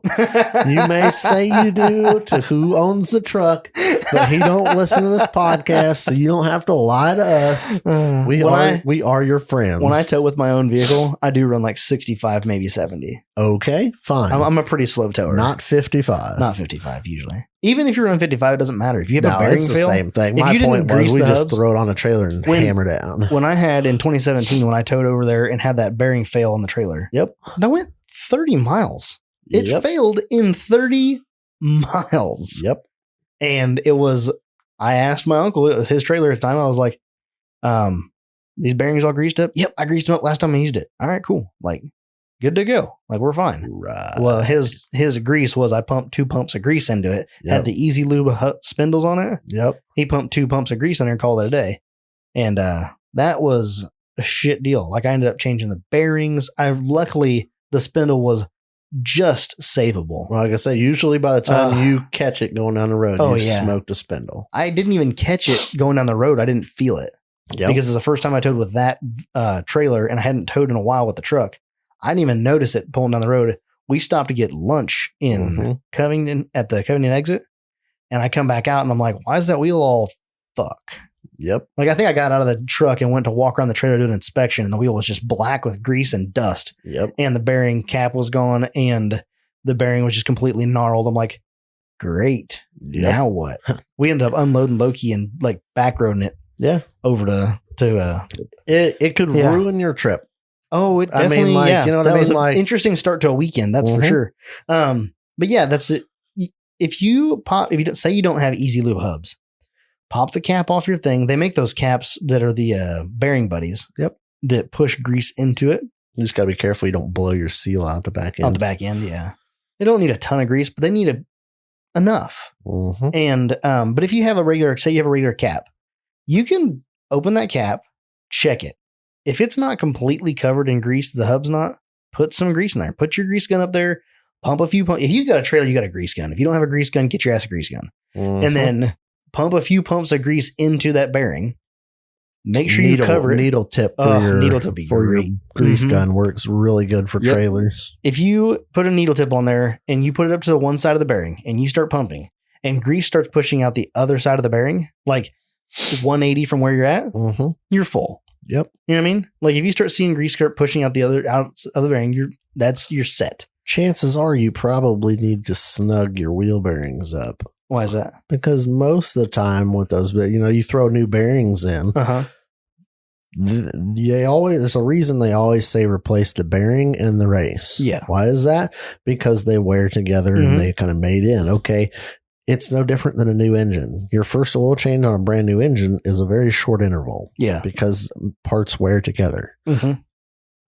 Bearings wear together. Now there's metal in there. Mm-hmm. Now there's play.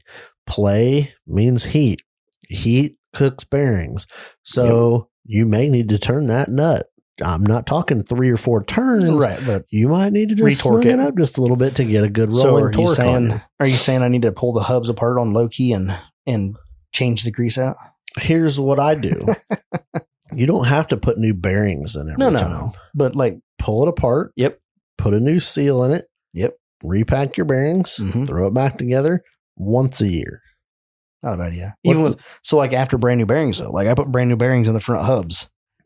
How long do you think I should go before I change the change the bearings, but like take it apart and maintenance it? What on that Dana 44? Oh, I thought like trailer. No, sorry. I switched directions. 6 is 1/2 the other. Yeah. So you should set your rolling torque and see all that. What's it? Jack it up and see what it does now. I did it yesterday. Does it about I had a weird noise. I went to pull into the gas station, and as I'm pulling, it goes. Like as it rotates, like it makes this weird noise. I've never heard it. I'm like, it's not rubbing on anything. Like, what is that noise? And so I got fuel, inspected the lug nuts and stuff while I was there, kind of gave it a once over. I'm like, I don't see anything. Drove it over to the shop, which would block away, and jacked up the driver's side, spun the wheel, nothing. Jacked up the passenger side, spun the wheel, and I heard it. A low spin, just a real easy low spin. I hear it. And I'm like, where's it coming from? So like I spin it and I'm feeling the caliper to see if I can feel like a chatter. Like, is it the brakes making that noise? Yeah. Like, what is this noise? And so I kept doing that. I'm feeling the hub. The hub feels fine. I'm like pushing on the top of the tire. There's no play whatsoever. Spins super smooth. Like, I'm like, I don't like, it's making like a whoop noise. What is this noise? And so I engage the lockout, rotate it, noise is gone. I'm like, disengage the lockout, spin it, noise is gone. So something in that assembly to do with the axle shaft just kind of making a noise. Wasn't thrilled about life that it was making a noise. I'm like, well, that's weird. So I was like, maybe I should just, I don't know. It was very strange. Yeah. It is something that's on my list now of like, I need to look into that to make sure that it's not something getting destroyed. Pull it apart, check it out, and it may save you some money in parts. Pull the cap off, be like, oh, this has all got shit in it. Yep. Like repack this or make sure everything's good. Yeah. It's definitely on my list of things to do now. As soon as the garage, I've got some 26-inch wheels in boxes. In the garage. So I'm out of real estate. Yeah. So, but anyway. But yeah, I do that. I at least repack your trailer bearings once a year. Damn. I mean, depends on how much you tow, I guess. But like coming up this year, my goal, and I'm going to say goal because I am not there yet. My goal is to purchase a replacement axle assembly. Oh, and just have an extra and mount it up under the deck of the trailer. It's like $200. Yeah, but that is a fail safe right there. Well, so I look at how much I'm planning on to use my trailer this next year. So boy, what's going to happen on a fucking Wednesday night when you need to be somewhere the next day and you smoke a trailer hub and it takes out a spindle? Well, now I need all of everything. Yeah. So you should, by all intents and purposes, in my trail tools or your trailer tools, have the tools to change an axle. If you have an axle, you should have the tools to change it. You going to buy it with the leaf springs or are you going to do sans leaf springs?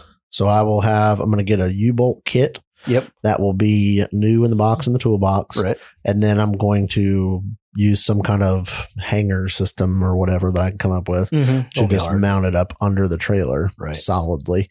And then should the need arise, you have, I just tore up a hub and the spindle's okay. Pull the hub off, put the hub on, tighten it up and done. Oh, you know what I mean? So you've got 2 spare hubs. Yep. You've got a whole spare axle assembly. We're not going to get brakes because emergency situation like that, you'll figure it out. But how long does it take you to change a trailer axle in a parking lot? A couple hours. Not that long. Maybe. You know what I mean? It's having the part that's the problem. So if I stock the part on my trailer, problem solved. I've got for sure. 2 spare tires, 2 spare tubs, and a full axle assembly. Nice. And that's the goal. 2 spare tubs? Tires. Oh, tires. Yeah. Yeah. I thought you said 2 spare tires, 2 spare tubs. Hubs. Hubs. Gotcha. Tubbity hubs. Hub. Wheel tires already mounted on wheels. Yep. Yeah. Ready to go. Yep. Having two is pretty awesome. Well, you blow one, now you're shit out of luck, and hopefully you don't have another one. What happened to another one? Well, hopefully if I have a third one, then we got problems, yeah, but then we're having a bad weekend. It's fine. But when you're driving 10 hours, 8 to 10 hours one way, a lot of shit to run over. Having two is not a bad idea. Yep. For sure. And then if you've blown 2 trailer tires, your next stop probably needs to be at a tire shop along the route to, hey, throw 2 new tires on these wheels. And if I need wheels, then whatever. But yeah. When you blow the second one, you're like, all right, let's make the tire shop a priority. Yep. But if you're in the middle of BFE, blowing your second tire and you're just like, well, I hate to be, because they're not that expensive. 120 bucks for wheel and tire. There are, you buy them pre-mounted, done, have a nice day. Yeah, probably a Carlisle or something like that.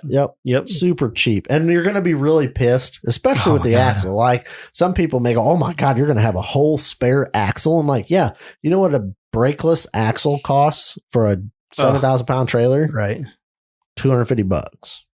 So it's worth it. If I have a spindle go take a shit, I'm paying somebody to tow my stuff. I'm paying for somebody to bring me welders, axles, whatever I need. It's going to cost more than $250. Oh, yeah. And even a tow bill, say you blow a tire or, any of that stuff. Anything. Yeah, you're going to have to unload your rig. They're going to bring you a rollback. Yep. They're going to bring you another tow truck for the trailer. It's just going to be a big ordeal. It's going to cost you hundreds of dollars. Yeah, over $150 wheel and tire or $250 axle. Yeah. That you have the ability and tools to change in a parking lot. Right. Bummer, and at the end of the day, it's like, not only does it mess up not only does it get into your pocket at that time, but also what's your schedule now? You were scheduled to be down at this event or to go meet up with your buddies at, such and such time. Now you don't roll until early morning the next day. You've not slept. You're going to go take an hour nap and then try to go wheeling after you just dropped $1,000 getting all your shit fixed and towed off the road. And it ruins all that. The experience. All you had to do was buy a $250 axle. Yep. And some extra spare tires. So you get $500 wrapped up in it total. Yeah. And it's literally. And it just sits up under there. It's there. You're ready to go. Right. So as far as the trailer thing goes, it's just kind of it's so cheap. It's a great safety net. Yeah. People want to it's, preventative maintenance is so expensive. Broken parts are always more expensive because they never break at a key moment. And guess what? They sell parts because parts fail. You may do epic preventative maintenance and still have a trailer hub take a shit. At least you tried. You know what I mean? I haven't touched those in 10 years. Well, you were on borrowed time for the last 9.5. You know what I mean? There are those people who I've never taken those apart. Yep. There was a side tangent. There was a ex-girlfriend of mine from way back in the high school days. Mm-hmm. Her parents owned I think it was an 01 Silverado half ton. Mm-hmm. All I've ever owned is Silverado trucks. Yeah. So I know a thing or two that the fucking idler and pitman arm are loose as hell from the factory. They're junk from the factory. No. They last you a good 30 days. Get you out of the parking lot. Yeah. So Chevy trucks, IFS, idler pitman arm all the time. Yeah. Yes. Right. Tie rods, not as bad as the idler and pitman arm, but they're up there. Mm-hmm. This truck had almost 200,000 miles on it. Never had. They bought it brand new. Oh my God. Never had an alignment. An alignment? Tires wore great. I said, it's an IFS Chevy truck. You are full of fucking shit. And I so bad the whole time because I dated her for 3 or 4 years, something like that. I just want to sneak in the garage and jack it up and just take the tire and just because it moved like a foot each direction. Never did. Oh. Never had an alignment. Don't need one. Tires were great. And by wear great, he means he changed it every 15,000 miles. One would probably assume. But there are those people in the world. Yeah. And at the time you're 18, you're I can't really like smoking. I'm not gonna call you out. I'm not gonna call you out, but I'm over here calling bullshit flag is waving hard, So don't do that. Don't be it doesn't need it. okay, you're right. Everybody else in the world is overpaying because they get their vehicles aligned. Yeah. Jesus. Insert mega eye roll. God. You see him driving on the road and the steering wheel's half cocked sideways. Yeah. And it's like, God, doesn't need alignment. But gee, I bet it doesn't, you know? Mm-hmm. But don't be one of those people. Take care of your shit. Maintenance on a trailer is fucking super cheap. Yeah, really cheap actually. And that's the thing. Like I bought brakes, new brakes. Yeah, the whole 4 corners, whole brake assembly was like $20 a pop. And I'm like, I'm not even like change the brake pads. Get the fuck out of here. Change the backing plate. Yeah, just start over. Why would you not for like $25? I have no idea. Why would you ever buy brakes? Like I don't know. Yeah, a whole new everything. Yeah, except for a drum. You changed you hooked the wire back up. You know, like done. I'm not even. I think you could buy the whole hub and everything. Oh yeah. Oh, you could. Yeah. For like nothing, like less than $50 for the whole hub and everything. I think it was like $350, $400. It was another like $200 to buy a fully loaded like leaf springs, brakes, like the whole axle. Oh, and God. I'm like, okay, if your leaf spring is bad on your trailer, I mean, hey, you know, but you buy a trailer for $1,800 to $3,500. Yeah, and it costs you $400 to put everything new under it. Yeah. Like, yeah, everything that matters is new. Everything that is a wear item has been replaced. $400. Like, to be quite honest with you, maintenance option if you do it every other year, it's brilliant. I usually will pull mine apart and I'll repack the bearing. I'll put a new seal, repack the bearings, done. Mm-hmm. But I also didn't ever use my trailer that much like I'm going to be coming up. A set of trailer bearings, super fucking cheap. Oh yeah. If you're going to take it apart to the repacking the bearing stages, it takes like 2 more minutes to knock the races out of the hub. Yeah. And knock new races in. Done. Why would you just not go to Harbor Freight and get a race driver set? Yeah. Yep. But that's what I mean. Like that shit is so cheap. And how many people, because we've all been there, have had trailer problems. Yep. They're annoying as fuck. Fact. And it could be solved very cheaply. Mm-hmm. A little bit of time. Not even a lot of time. Yeah. Just one of those things like, and that's one of the things, that sort of maintenance is like, I kind of enjoy that because you say, okay, easy. On this day, I'm going to repack the bearings in the trailer. Like, okay, pull it apart. Like, I came across a picture on Facebook. It was from like 7 years ago. Mm-hmm. And it was trailer and truck brake day. So literally, I remember doing this because I was in the shop at work and I had literally every tire. My truck and trailer were hooked up. Every tire was off. Mm-hmm. It was like hover mode because I was doing brakes on the truck and I was repacking the wheel bearings on the trailer. And I just did it all in one day, pulled all the tires off, did all the shit, put it all back on, done. Yep. Like it doesn't take, it takes you half a day, right? 3/4 of a day if you're not in a hurry, and it's super cheap. Yep. It's awesome. Super cheap. Hopefully that's not too loud after doing the stuff to it. You know what? We're human. Yeah. God forbid we have a dog. Sorry about you. But so that's where like you need to put that, like people, I'm going to trailer my stuff. And that's not a free hall pass to like neglect preventative maintenance. Mm-hmm. And I've been there. So I've been the guy that's like, oh yeah, my shit broke 5 minutes. My shit's broke off the trailer. Mm-hmm. Maybe you should have, worked on it a smidge. Come on, bud. Like I've pulled mine off the trailer and been in there at the campgrounds and like doing an alignment on it. Yeah. At the campgrounds. Like, oh, well, this is a good time to go ahead and make sure this is right. The last one of the, it was the trail. I don't remember which run it was with a water pump. Yeah. But I'm like, I could just send it. Or I could show up 2 hours late and have a fresh, brand new water pump. Right. So I just said, fuck it. I'm going to buy a water pump either way because I'm going to fix it either way. Right. It doesn't take less time to fix it correctly than it does to fix it half-assed or whatever. Right. I'm not putting stop leak in it or any of that shit. Ugh. Pull the water pump, put it back on, fill it with coolant, run it while you pick all your shit up. It's running. All right, good. Top the coolant off, put on trailer and done. Yep. And I showed up like 2 hours later. I probably missed out on some good social time. Still beat me there by like 4 hours and 5 hours. But I didn't have a blown water pump on the trail that weekend. So, True I story. don't know. I think I'm getting old.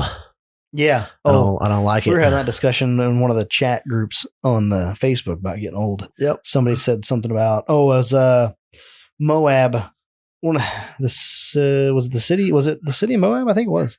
But anyway, they are like gonna ban side by sides from rolling through town because they're too noisy. Yep. And so we're having like a discussion about loud exhaust. I was like, oh yeah, it's like when the crew cab gets like when I get the crew cab back, like that's on the list. Like new exhaust that's quiet. Yep. And low key is gonna get a cat, and the crew cab's probably gonna get a set of cats. Like. I like my race cars loud, and I like my street trucks quiet. And that's what I said. I was like, if it had like 500 plus horsepower, like maybe I'd put a little more throaty exhaust on it. I was like, but it's stock. Yeah. There's no need to have, for me, anybody, you can do what you want, but like it's stock. I've been it's there. Not impressive. I had a straight pipe Chevy. Yeah. Like in high school. You make a lot of noise and everybody's like, cool, man, you're loud as fuck, but you're not going anywhere. Yeah. Yeah. So like. Nobody wants to, you don't watch a race car with 200 horsepower do race car shit with open headers. With open headers. Oh, you'll have demo cars. Touche. I got to be drunk to go to a demo derby. I don't big demo fan. Like I don't. Like, I want a lot of people are just all about it. You want to do it? Yeah, I would like to do it one time, but my back hurts thinking about it. Right. But yeah, it's like. But outside of that, like, and that's exhibition stuff. But yeah, like my personal daily vehicles, like the crew cab had loud ass exhaust on it when I first got it. Like, yeah, you don't need a street truck that has 200 horsepower with like loud exhaust. It's just not. And the exhaust that's on it now is long tube headers, no cats, and a Jones full bore a muffler on it. Yep. Dual in, dual out muffler with 4-inch tips. Like it sounds pretty when it's idling. Yep. And then like when you go, it sounds pretty good, but like I was like, I don't fucking need to listen to that. Like if I want to tow from here to Flat Nasty or S'more or J Oklahoma, like I don't want to hear it. Yep. I want to hear wind and whatever's broken. Yep. I just want to drive. Ideally. Yeah. Yep. Turn on the radio, like just ease on down the road. It's quiet. Like I'm not trying to like talk over my exhaust. The vehicle's not droning. Trailer maintenance, old. Trailer maintenance. You don't want to fix your trailer on the way to fucking park, like I gotta fix my shit before I leave. If I have the choice. Yeah. So I think I am getting old. Because I used to be to like show up with broke shit and like, all right, let's send it. And like, oh, it's like repulsive now. And I'm like, no, that's what I did when we were getting ready for finals last year. And I wasn't even doing anything. I was literally using it as a fucking golf cart. Mm-hmm. But I'm like, I refuse, like absolutely refuse to cut corners. Yeah. Because I want to finish it one way. It's going to cost me more to half-ass it and then do it right. So I might as well just spend the money now and do it right. Mm-hmm. And seemingly, I haven't had anything fall off of the fucking thing yet. You know what? I haven't seen you break a weld yet. I know it. Like, it's kind of impressive. Yep. I mean, given your track record. My track record shows that I have room to talk in this topic. Yes, you definitely have plenty of experience. Yes. And I'll send it and then it doesn't go like you think. Like you think it's just going to, and it does not. It never fucking does. These gears don't exactly mesh up, but they'll be fine for the trail. No, they did not. It didn't work. It was a cool story. We're still talking about things like that. It's not fully welded, but I'm not taking on the interstate. Well, it's still a good story. But boy, it makes you feel dumb. You know what I mean? Like, like I feel like I have just a little bit more skill than that. Yeah. And it's not what I want to portray. So now I'm just like, you know what? Put the time in, do the work, and the reward is my shit is where it is today. How rewarding is that? That like after how long had you been? So you had already had the tube chassis built before we started the podcast. Mm-hmm. What'd you have in that? About right at 2 years? Probably about a year to get to that point. To get to the tube chassis? Yeah. And then probably another year and some change to get it finalized? Yeah. It's probably a solid 2.5 year build, 2 3/4 year to get where we're at. To go wheeling with it. Like my first wheeling trip was You should look. Yeah. Hangover run. Yeah. You should look and see what your pictures say from the day you threw it on jack stands in the driveway here and tore the leaf sprung tons out from underneath of it. Cut it in half. Yeah, that day. The day that you were underneath there looking at the firewall, like, how do I take this out of here? But you know what I'm saying? Like the day you pulled it in the driveway, because you had it running. It was a rig. Yeah. I wouldn't say it was great, but it was a rig. It went to the Badlands. Yeah, from the day you took that apart to the day we went to the hangover run. Like, I'd love to see what that timeline is. But anyway, that's just so impressive. Like, now when you open the garage and look in there, you're like, you're like, there you go. Yep, I did it. It's done ish. It's done It's enough. mostly there. I got a lot of little. I mean, that's the 95%. Oh, I thought you were talking about the time. No. Time check. 95% on that completion, probably. I would say, excluding the rear steer, which is not a necessity. Wow. Yeah. Probably the original plan. I would say 85% in my opinion. Of course, I'm harder critic than anybody else is going to be. There's a lot of little things. Right. We're changing or somewhat side tangenting. I think it's good conversation though. Yeah. Well, it kind of rolls into why what we talked about earlier is important because we've been there. Right. So yeah. Ian's rolling through his phone. I think he's going to find us a date. Yeah. So you on the gram? I remember it was leaf sprung and then I pulled the rear axle because I smoked a hub, which took out the spindle on the rig. And that was in September 2017. September 17. And then October of 20. And then the next photograph is February 2018. And it was sitting on a 43-inch sticky, but still leaf sprung with no rear axle. There was no way that was going to fit. Like, I don't know what I was planning there. And cut in half on July 15th, 2018. Okay. So that was where I was going to start back halving it. So that hadn't, I hadn't started the tube chassis clusterfuck yet. This was, okay. So that was at the point where you were ready to start. I was just going to do a simple leaf sprung in the front tube because I built a full tube frame from about the firewall forward. One second. Yes. Are you on your Instagram looking at this? I was on Facebook. Oh, on Facebook. But yeah. So I'm on your Instagram, and here's what I find very comical. Your profile picture is still the dime piece on the leaf springs. Yeah. Because nobody takes pictures of me fucking off-road. There's a ton of pictures on here. Not of me. I'm very I want my face in my profile picture. Okay, I don't know why that bothers me, but it's no pictures here. Oh, your Instagram has nothing on it. Did you wipe it clean? I didn't have an Instagram or didn't use my Instagram back then. Oh, really? That's why I went to Facebook. Well, looking back 3.5 years ago, to where it all began. Oh my gosh, you didn't know. Oh, yeah, wow. I didn't know you didn't have an Instagram back then. No. I just assumed that all this was documented on Instagram. Nope. It's all on Facebook pretty good. But okay, so July 2018, I cut the frame in half. Okay, so before that, you were just planning on doing a simple... Nice tube front, tube back half, left factory frame, leaf sprung in the front. I really wanted to keep the leaf spring in the rear with the back half. I had a lot of pictures saved of that. And... Boy, come a long way from there. Boy, that didn't go as planned. So that was in July of 17? 18. Yep. So it sat there dormant with a broken axle, essentially, with a shit 14 bolt for about 6 months. Really? Yeah, because I was building the front steer axle. Yeah, because I was going to swap it in, and you had and you had the dually. You were working on the 6-liter for the dually. Yep, and getting all that stuff done. Like, you had that project as well. I just didn't realize that timeline was that long, and that's when you still had the old dually, wasn't it? Yep. Yeah, the black one. Yep, had the black one, and then got the white one. And then it needed a transmission. Yep. So like you weren't doing any wheeling because you didn't have a tow rig. That was my problem. I had that rig. I had the white dually with a 6-liter swap in it. I had that and I wasn't getting anywhere on anything. Yeah, you're doing a little bit of each project. Yeah, which wasn't getting me anywhere. And you were building your first 14 steer. Yep. So like you were making progress on that. Yep. But at the end of the day, I brought the tube chassis home as a roller July 18th, 2019. Whew. Almost 1 year. That was cutting her close. In 2 days. What? That was not even a month before your wedding? Yeah, it was. Yeah. It was a month and what? It was 1 year and 2 days. From the time you cut the back off. Cut the back of the cab off. Yeah. To the time you brought home the rolling tube chassis. Yep. Nice. That's actually not that bad. Considering. Well, that was, straight up roller. There was so much to do after that. Obviously, yeah. And that was, you said that was July of 19? Yeah. And then October of 20, it hit actual trails with all wheels driving it. For finals. No. October was the October was, what am I thinking?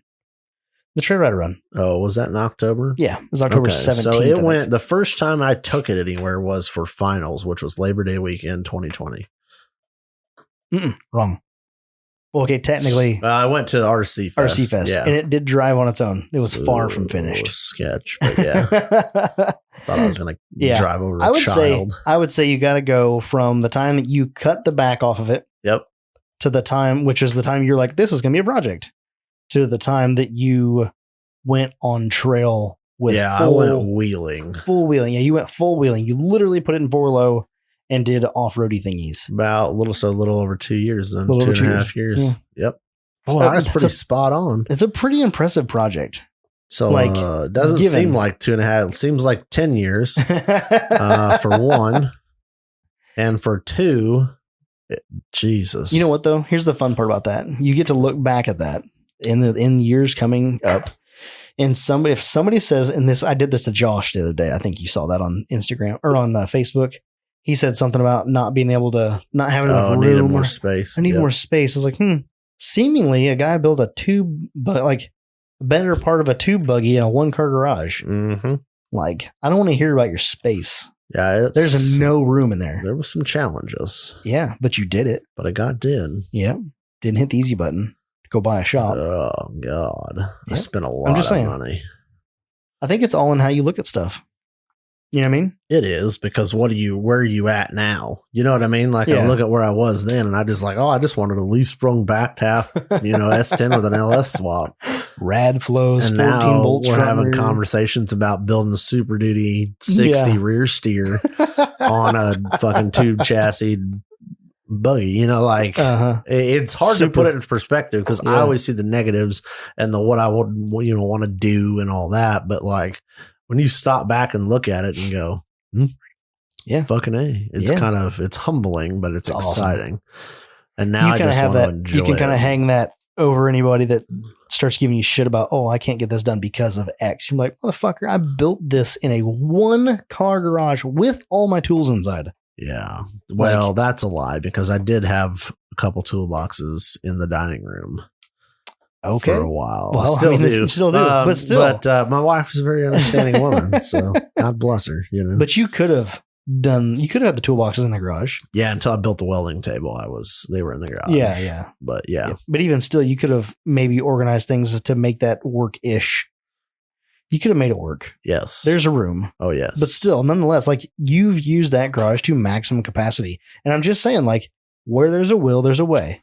Yep. Well, I couldn't afford to build a shop because I was building a buggy. Pissing all this money into the buggy. So it was buy a shop and wait 2 years to pay a shop off and not do anything, or figure it the fuck out. Mm-hmm. So figure it the fuck out I did. You just made it work. You had what you had and you made it work. Yep. Yep. There's just a lot to be said about people that do that versus just complain about. And I'm not picking on you, Josh. I'm just saying. We're picking on you, Josh. I'm from the same, I do the same stuff. I just notice, I see these things and I notice them even in my own self. Some of the stuff I hear people say one thing and I'm like, no, bro. Well, that's the funny thing to wrap it back to motorsports with the race series. What this just fits in. I opened up Facebook. Okay. And the first thing to come up is from Woo Girl. Yep. Woo Dude's girl. Yep. That's a picture. Boy, if that doesn't fit the old. Yeah, he had. Well, he ended up having to drive that. No, but it went along with it. He had to drive that, so he had a trailer. I think it was a hub or something. Yeah, seize up. So he unloaded the truck and drove the fucking thing on the interstate or whatever for 200 miles. Oh my gosh, to get there. And he's like, I had no plans on driving it on the street. That being its maiden run, but it did it. And I'm like, yep, because she ended up driving a truck and trailer with one tire missing, tied up. Yeah, and then he drove the truck. It looks good on the road, though. Oh, it does. Yeah. And it fits right into this conversation. Yep. trailer maintenance. God almighty, maybe, man. Like, maybe possibly, we don't know what caused this, but maybe possibly. And there's a bearing can fail at any given moment. Or you don't still fail. Like even the best prepared people have part failures. Like shit happens. Let's just ask you, DJ, did you check the bearings? Honestly. Did you repack them? Honestly. Just checking. Don't lie to us. You ton swapped a Dakota, but did you check the trailer? Like 2 weeks. It was impressively fast. It was stupid fast. Like he was talking about it. And then he started that like, project right after the Hangover Run. Yeah. Like at the Hangover Run, he was discussing doing this. Yep. And I'm like, okay, that's cool. I'll see it over the next couple years, you know? No. And then like, oh, look, he cut it in half. Like, okay, cool. Oh, he's driving it. Wow, boy, that escalated quickly. Well, so probably would say started it right there at November. We'll call it November 1st. It's now February 2nd. But I mean, they went this past weekend. 3 months. Yeah, less than 3 months. Frame grafted F-250 to a Dakota. Yep. Like, I love it. And then swamp the axles under it. Sourced a set of used 40s. Got drive shafts made. Steering components. And was able to drive it a couple hundred miles on the highway. And then drove like, it, we're not talking about like, he got there with it. No, he drove it a couple hundred miles on the highway because he had to and wheeled it. Yeah. With who built the front bumper? Did he build that? I don't know. Dude, that thing's gnarly. I hadn't seen that yet. Looks like they had a good time. They did find some snow. A little bit of snow faring. Yeah, a little bit of snow faring. Fucking A. That's good. That's necessary. I wanted to go so bad. There's no way I would have been able to go. It was on my list. I wanted to go. And then when the cliffs decided to close up, that put the nail in the coffin that I wasn't going to be able to go. It was a long trip up there, but I think with the F-250 it would have been fine. You know, it's funny. Mm-hmm. So we're talking about like, making shit happen and all that. Yeah. You just made a wheeling trip happen to the cliffs. Oh, like, you know how unplanned that was? But because your shit was ready to go. I want to thank my wife. It was like, made that shit happen. But you know what I mean? Like, yeah. But just out of the blue, like, I'm doing this weekend. I'm going wheeling. It was literally, we recorded the podcast and was like, I have 4 days to make a decision on whether or not I'm going to go do this. Yep. And I pulled a couple strings, made a couple phone calls.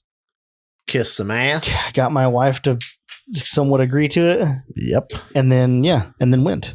Yep. And so, that's what I mean. Like, you can make those decisions because your shit's ready to go. Right. And when I found the broken U-joint, I didn't put it off. I just fixed it. Did it. I had the parts there on hand already. I just fixed it that night. Yep. And it's having a rig ready to go is always ideal. It's a new thing I'm learning to enjoy. And it's still not done. Driving that thing on the road is nice. Like, just being able to drive it around. Oh, I was going to mention this. I don't get any waves from Jeeps, really. Because it's an XJ. Yeah, it's an XJ 40, so they went no part of that. Yeah, they're like, well, this guy's got 18 different colors. And mismatched color. Yeah, they're just a hooligan. Yeah, just a hooligan. I'm not going to talk to you.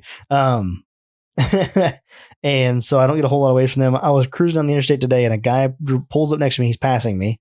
He pulls up next to me and like big thumbs up in the old passenger window. Fucking full chubber. Like in a Hyundai. That's fine. He knows. Like, that motherfucker appreciates what I'm rolling. What is going on here? He's like, well, that definitely doesn't look like a stock XJ. Yep. That was nice getting a little thumbs up. I don't know who it was, but I'll be honest, I get that way. Mm-hmm. Like, subconsciously. That's why I like using an open trailer. You want people to know? I want people to look at my shit because it's cool. Because you get that every once in a while. I gotta be like, somebody knows. Yes. But then the hindsight 2020, you get the people at the gas station like, that's a badass mud truck. No. And then you get a domestic violence charge at a gas station for punching a guy in the face. But where you take that mudding?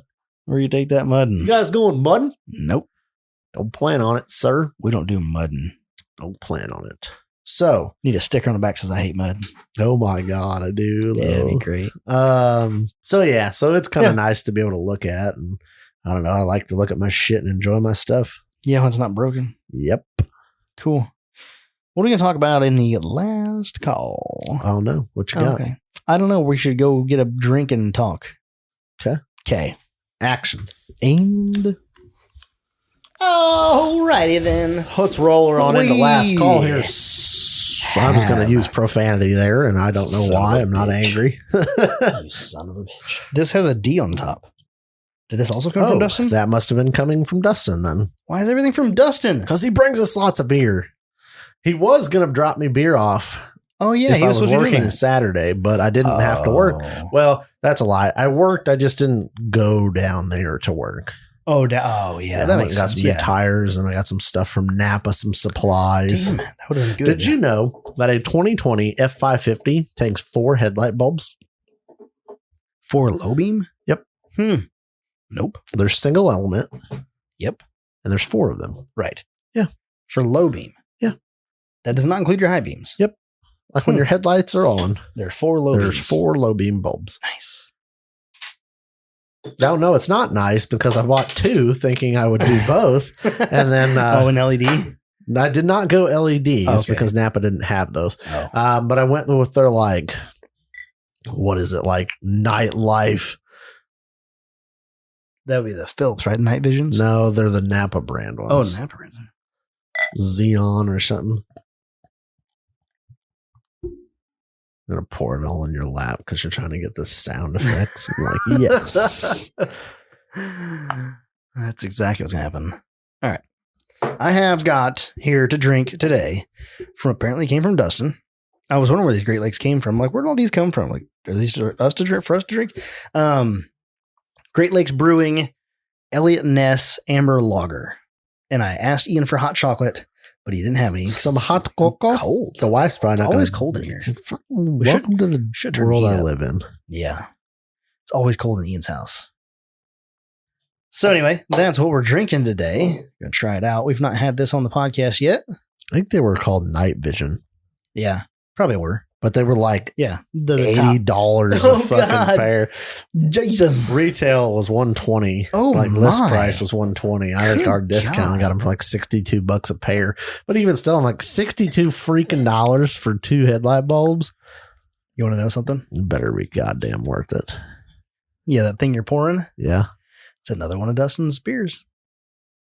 Light and full of flavor. It's good. Like, he does not do dark beers. Like, every beer he's brought us is not a dark beer. Really? You know what I'm saying? I didn't think about that. Maybe I might have to ask him, but it seems like he straves to the lighter craft, but the craft beers of different varieties, of different flavors and stuff, but it's all a light profile. It's intriguing. We've developed a pattern with him. Yes, that's what happens. Wow, we drink free beer. I'm excited to see what the pattern is with Corey as we work our way through Corey's beers. See? What do you think about that? It's good, right? 6.1. Okay. 27 IBUs. Smooth, malty paradox. It's delicious. Simple. Yet again, another good beer. And this is why it's Speakeasy's Garage. He just knows. So the beer is brought to you by Dustin, but who brings you Last Call? Last Call, brought to you by Complete Off-Road. Can you pop off the phone number? 58353. Nope. You haven't bought anything for a while. See, that's the problem. I always mess it up. It's 563-583-5363. I don't know why I try to get the prefix confused. Because you don't order enough. Remember back when you were buying lockers and a lot of stuff there? Yeah. You just... I was calling Chris 3 times a week. Yeah. Yep. I talked to him... I was going to call him this week, and then I had a whole shit show go down on Thursday. Yep. And so he did not make the old call list. I need to order my gears. He suddenly became less important. I need to call him and talk to him about getting some more of those synergy bushings, possibly for the top of the axle on Loki. Mm-hmm. And then ordering some parts, maybe, and getting some Heim joints and building new upper links for it. Do it. That's what I'd like to do. I need to order my gears. That's as simple as I can make it. I just need to order them. I don't want to keep running the radius arms right now, but I also don't have a crossmember to put in there to run a 3-link yet. Just run them. Yeah. So that's just it. So I'm going to tighten everything up, try to dial make it in. Tight, keep it right, and then let's get her through this year. And she'll be wore out by the end of the season. Pull it in the garage, cut that bitch apart. That'd be nice. Yeah, just run it through the entire 2021 and just save money. She will work, and then them bad boys will be loosened up again by the time the end of the season's here. Maybe. And perfect. Thinking about doing a set of Johnny's on the link side and then doing the Synergy dual durometer on the axle side. Yep.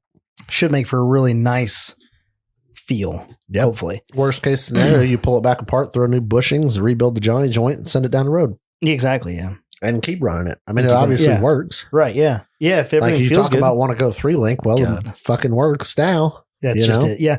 And I think I'll save my money and do exactly what I want to do. Yep. Rather than just like, I'm going to cut this corner and buy it for less. Yep. So, and give me some time to do some research. But anyway, the biggest thing right now is just get the axle equipment moving. Yep.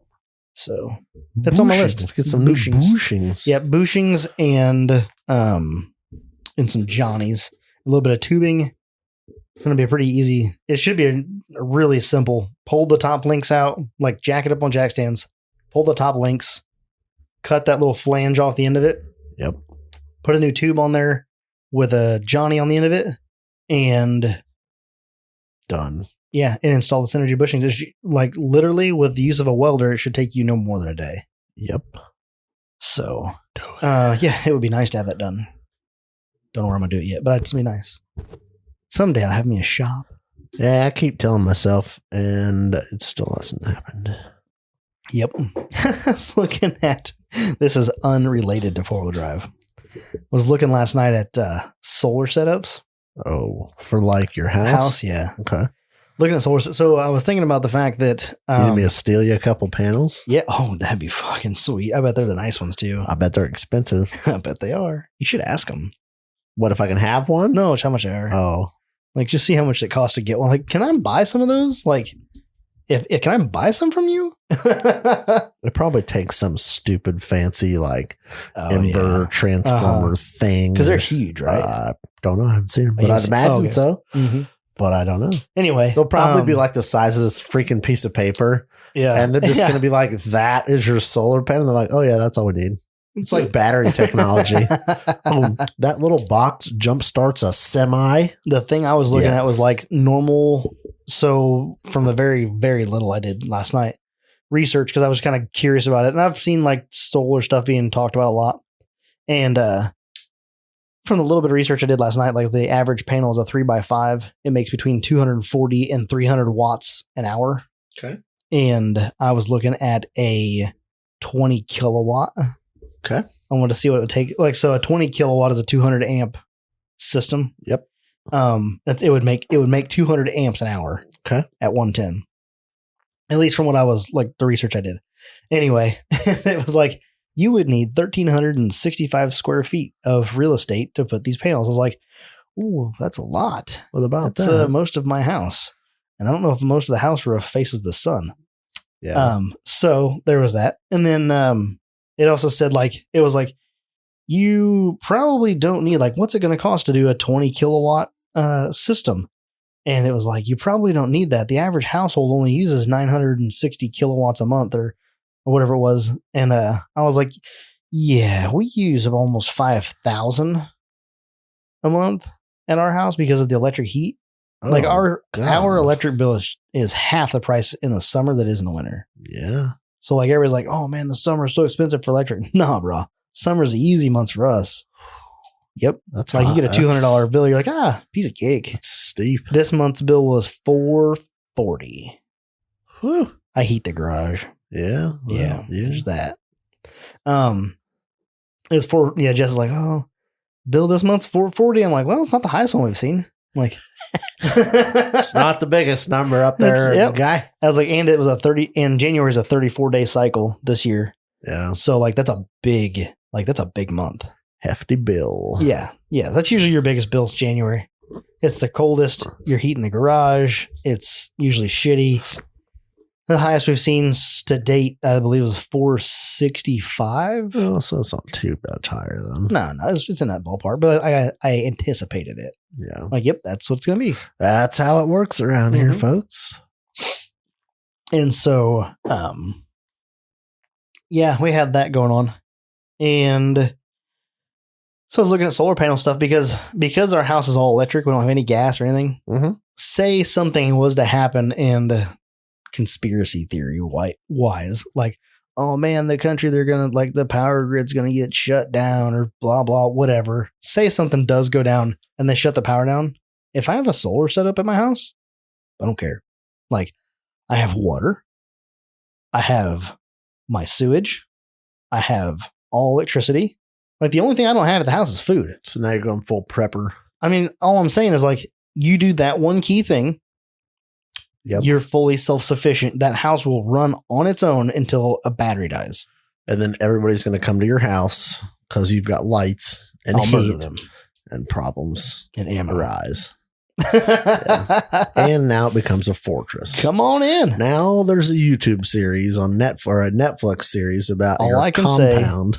All I can say is you better hope that I'm not out of food when you show up, because you are going to be on the dinner menu For lunch. Roasted fat kid. Yep. I mean, that would be obviously last case scenario. Like worst case, the world is ending. Our world as we know it is ending. Let it burn. But nonetheless, like you just be self-sufficient. And like when the power goes out, when you have bad weather, like here recently we were facing like possible half-inch of ice just this past weekend. And they're like, oh, it's gonna be a half-inch of ice. And we didn't get it, luckily. Mm-hmm. But had we gotten it, like a half-inch of ice, I'm like, there's a good possibility you'll be out of power for a while. Yep. If all your heat is power, like is electric driven, like you need to have something. Yep. So, I was looking at that. I was like, what would that take to set up? You get some tax credits and stuff like that. Oh, yeah. They were talking about the tax credits, like give you back like 20 or 30%. They were saying that to set up on average to have a 20,000 or to have a 20 kilowatt system put up, to have that set up, they were talking like it was about 60 grand. Yeah. But then they were like the federal tax credit would put you back down to 40 grand. So save you 20 grand right off the top. And then like there's local and other tax credits in there too. So like once you check those, you can see how much you'd actually get back. There's a couple of companies that are doing it and they advertise on the internet quite a bit on, like I see them on my Facebook quite a bit. Mm-hmm. Well, you've researched it and talked about it. So now you're going to see all the ads. Yeah, now, well, good. Now I'm in that mindset. Like, bring them on. Now I'm like, a buyer. Who wants to come bring me? Like, who wants to quote me? So let me side tangent this. Okay. People always complain about like, I was talking to somebody about buying whatever, and now all of Facebook just shows me ads. Big Brother. Isn't that a good thing? Yes. Like, I'm sorry, that doesn't upset me. I'm like, oh, good. Well, I really think I need this. Oh, there's an ad for it. I'm glad I saw this ad because it reminded me of that. Yeah. I'll order that. Yeah.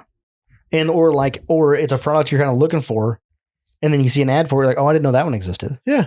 Yeah. Like, I don't see the downside. Like, I'm not the Big Brother guy, but like, oh, I was thinking about getting one of those. Maybe I'll look into that one and then start my process. And like, the technology of that, I think, is what scares everybody because they're like, oh, well, they hear what I'm saying. Like, well, yeah, like, if you don't want that, do I say that you don't, like, damn, go ahead. Oh, you want to steal my identity? All right. There's all my credit. Have at her. It's piss poor, so have a good time with that. Oh, you want bank account information? Good. That'll get you to the end of the driveway. Like, it's more of a nuisance than anything. Yeah. Like, I don't care. Yeah. Bring it on. But that's just one of the things. It's not even that, like, the people are like, oh, but they're listening to like what you're saying. Like, duh. Like, you have a cell phone in your pocket. No one cares what a 29-year-old white dude from Central Illinois has to say on the phone. Somebody does at some point. Like, if they need to listen to me, they probably should be listening to me. But that's one of the things. Geez. Yeah, that's one of the things. Like, I there's certain times that I do enjoy that aspect. Other times I'm like, no, I didn't want to see that. Yeah. Like, I open a website because it was like suggested to me, and then for the next 3 weeks, I'm getting ads for that same website. Like, I don't want to say it loud because they'll hear me, but HelloFresh. Yep. I had like a discount code. Yep. And so I went there to like use the discount code. Yep. Okay.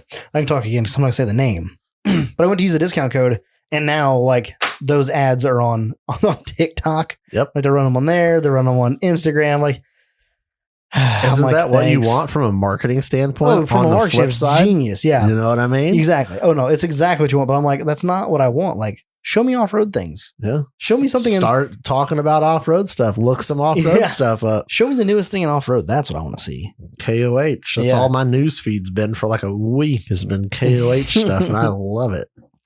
Awesome. Anybody who posts personal drama bullshit, there you go. Not liking that post. No wheeling for you. Yeah. But anyway, yeah, I've been looking into some of the solar stuff to There's make a the lot house. of people putting up solar panels. And the interesting thing is, I want to say somebody was telling me that if you make excess power off of them, you can actually sell it back to the power company. Yeah. And I'm like, what an interesting concept. Same with a windmill. You put a windmill in your yard for your facility, you can sell it back. Yep, which is dope. And as the battery technology improves, it's just going to get better. Be better. Yeah. Mm-hmm. Yep. Yeah. If they were talking about on the Snail Trail podcast that Toyota got the newest. I don't know what it was, like a grant or what it was. Toyota bought the newest technology for battery stuff. Did you hear that GM wants to be completely EV by like 2025? Was that what it was? That's 4 years from now. It wasn't that soon. It was like 25 years from now or something like that. I don't think it was that far though. I don't know. Either way, yeah, they had a projection they wanted to be completely electric. Did you see the meme though? No. The meme where it's like GM's like, let's build an electric this, and then Ford's like, we're going to build an electric this. And then the next one is Chrysler. And it's like takes a line of Coke off of the hook or the stripper rail or something like that. Like takes a bump of Coke off the stripper rail and says, let's put a Hellcat motor in a minivan. Yes. I'm down for that. Hell yeah. That's why I said Tyler sent me that. He sent me that meme. I'd already seen it once. He sent it to me and I said, and that's why I'm a Mopar fan. 30 electric vehicle models by 2025. The meme goes, oh, that's right. Chevy, let's make an electric version of the new C8 Corvette. And then Ford, let's make an electric 4-door version of the Mustang. And then Dodge rails Coke off stripper's ass. Let's slap a fucking Hellcat motor in a minivan. Send it. And then there's a picture of the Hellcat minivan. Yes, which is badass. And I was telling Tyler, like, I am probably more pro-electric than most people you know. Like when the technology gets here, they make so much sense in certain applications. Does everything need to be electric vehicle? Maybe not. No. Yeah. Like commuter cars, why would you not do that? The only thing that I have against electric vehicles at this point is the refinement process of lithium involves cobalt and mercury. Yep. And they're terrible for the environment. They're just horrible. But they're talking about like I was reading up on some of it, just kind of doing my due diligence a while back, and they were talking about like how down in Mexico, they are down in South America, they mine this lithium out of these salt beds, and they go down there and they pump the salt bed full of water. Yep. And it brings the lithium to the top, and then they mine it all, and then they harvest it or whatever you want to call it off of that. And they're like, yeah, but the salt bed is like wet, is like out of its natural state for a while. Mm-hmm. And then when they take it back to the refinery to separate the lithium from whatever, they use cobalt and mercury. And the byproduct of this, they're like putting back into the stream. And so like they're like causing issues. Nuclear waste. What do you do with the nuclear waste? I will fucking bury it somewhere. I don't know. Yeah, exactly. And so like it's supposed to be, good for, or it's not good for the water, but like it's supposed to be safe to put back in the streams. And some of the levels aren't going unchecked. And then it's causing some issues downstream to some of the wildlife and stuff like that. And it's like, well, that part sucks. Yeah, that's why I don't buy the electric vehicles is better for the planet crap. Because I just don't think it is. I think as a whole, it's a smaller carbon footprint. It's better. But it's better. It's not great. It's not great. But that's what I mean. Yet. But like, if I don't have to go to a gas station in a short commute that I have. I was so pissed off. Perfect. Go ahead. Yeah. Perfect. You know what I mean? Right. Like in certain situations, you fill up the house. Perfect. Right. But I'm not over here going, this is, Yeah, it's not the end all be all. The best option for the environment. I'm like, nah, I think as battery technology improves, and it is, as it improves, I think we're going to see that change even more. Oh, yeah, definitely. But for me, the biggest benefit of electric is 700 horsepower from 0 RPM. Yep. Like, yes. I mean, it's exciting. I just, I like the gearhead aspect of like a motor. Yeah, and everybody's upset. Everybody's upset because they're like, well, it doesn't make any, like, no, there's no noise or whatever. I'm like, fuck that. Yeah. Like, dead silent outruns any production vehicle. Yep. Like, currently. Yeah. Like, it's cool. It's just like, But for me, I mean, nostalgia. I'm not a big speed guy. I mean, I like speed. I like acceleration. Mm-hmm. Speed doesn't get me that well. It doesn't like get me that much. But for me, what really sold me, and this is the weirdest thing, what sold me on it is I dumped a load of rock at my father-in-law's house. Mm-hmm. He's got an electric golf cart. It's got slightly oversized knobby tires on it. Yep. And I was like goofing around one day over there, and the pile I drug out was like probably 2 feet tall. Mm-hmm. It was like just nice, like drug out pile. And I went to drive over it, and I pulled up on it, and I just gave it a little bit of throttle. And it was like, and just like it just crawled over it, like it's 2-wheel drive. And I was like, how cool is that? Oh yeah, like the torque is 100% there. Yep. From idle. Yep. How awesome would that be for rock crawling? Yep. And just off road in general. Derek and I were having this conversation. He was just like, it'd be so wonderful. Yes. Like in the battery tech, like you can stack your batteries, you can get the cells and you can stack them in the floor pans. Mm-hmm. So like all your weight's down low. Yep. Like it's going to be so wonderful. When the technology gets here and somebody electric XJs. Yeah. When the technology gets here and somebody makes the battery technology modular to the point where I can literally line my floorboard with battery cells. Like, send it, bro. I'm putting a fucking electric motor in that Jeep. Like, I'm doing that for sure. Like, it's gonna be awesome. It's gonna be so cool. There's a guy on the internet, though. Yes. I think we've talked about this before. I think we probably have. That he builds this electric small block. It looks like a small block, but has electric motor stuffed in it. An electric motor stuffed in it, so you can literally swap it in to beautiful. Anything with a small block. Oh my god! And then it looks like a small block, but it's literally an electric motor. And it That's like so awesome. Motor mounts same as your small block into whatever, because that's how it's designed. Okay, hold on. Let me get a sip of beer and I'll be okay. Okay, now that I'm done dying. Yeah, small block, electric engine. You can swap it in. But I'm just saying, there's nothing like. I'm trying to find this Toyota thing you're talking about. I'll have to send it to you. This Canadian build is the world's first electric small block Chevy V8. I don't know. It's a guy that builds them. I would know it when I see it. Electric motor hidden inside of a small block Chevy. How much? This electric crate motor from Haggerty News. Oh my God, it's so wonderful. Can I just do that? Like, can I just have that? How much is it? Somebody give me the dollars. The guy was on Instagram, I think. Oh, really? That was. Did it look like this? It looked better. It looked like a legit that, yeah. small. This one here has all the components and it's kind of in the shape of a small block. Oh, it's sitting next to is that a Land Cruiser? Be awesome. I want it. I want this in my life. How do I do it? There it is. Web Motorworks. Web Motorworks. So go to Web Motorworks on Instagram. They're putting this one in a 1970 Land Cruiser FJ40. I want it. I definitely. Yes, Web Motorworks is the one I was looking at. Because look at this shit. Do we have a price point? I don't know. If you got to ask, you don't know. 2 Bs or 1? Look at this. I did see the picture of that. Yeah. 2 Bs or 1? 2 Bs. Web. What was it? Motorworks? Motorworks. Okay. Yes. Got it. Check. Website. Check our eCrate. Check out our eCrate videos. No, I want your price tag. Yeah. How many dollars? It has oh my God, this is a flathead. This one's a flathead. Yes. Flathead V12. Convert your Chevy small block to a custom flathead V12. Dude. Patented Web Flatty, a Chevy small block conversion kit. Yeah. I want it in my life. Electric crate motor. How many dollars would you like for this? Please sell it to me. You must call for pricing.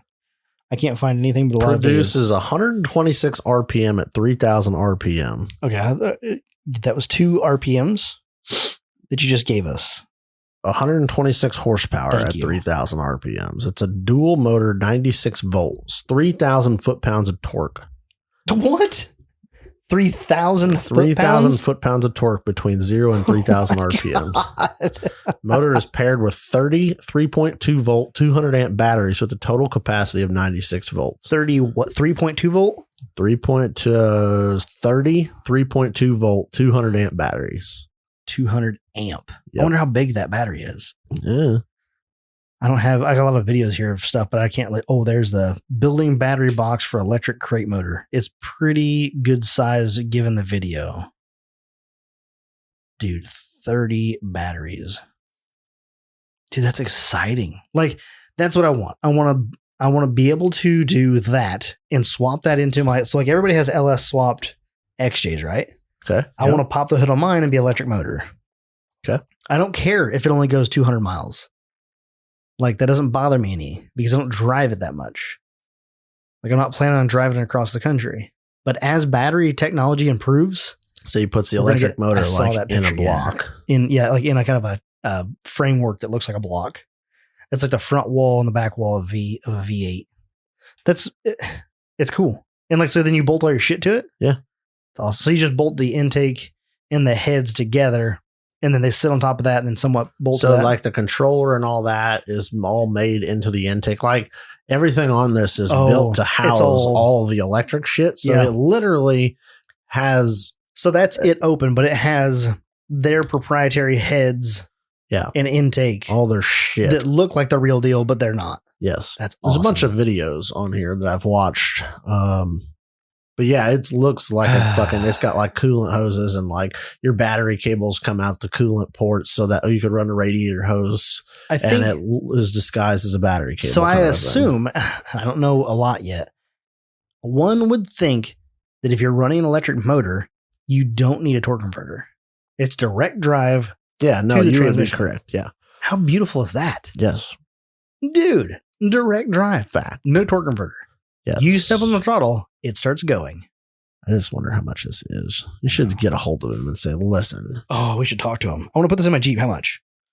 Can you make one with the 4-liter setup? Yes. I'm sure it should be easy. Yeah.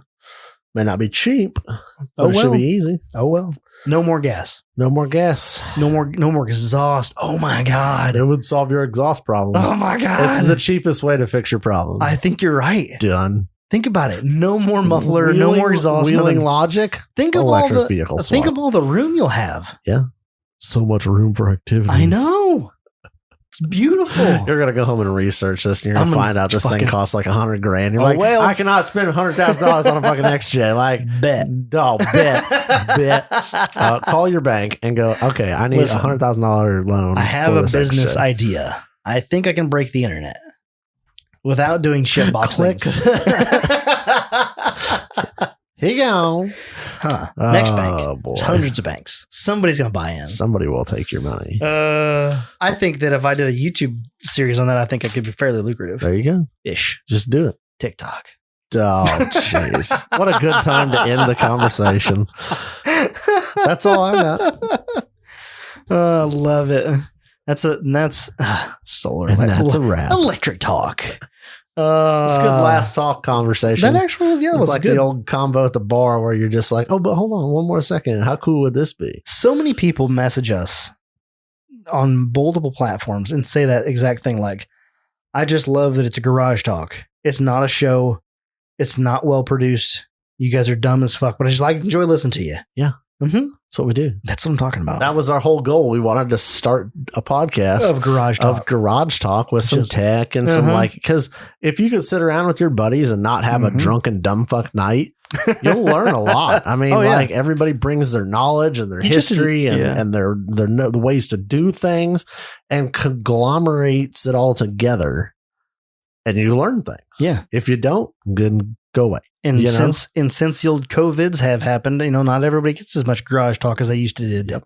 I never get it because my friends aren't all in the same town. You know what I mean? True. Like, I can't literally go sit in a garage full of my buddies because my buddies live all the way from fucking California to North Carolina to fucking Canada to Texas. Canada. I don't know if I have any friends that live in Mexico, but I should work on that. In Mexico. Yeah, like live in Mexico.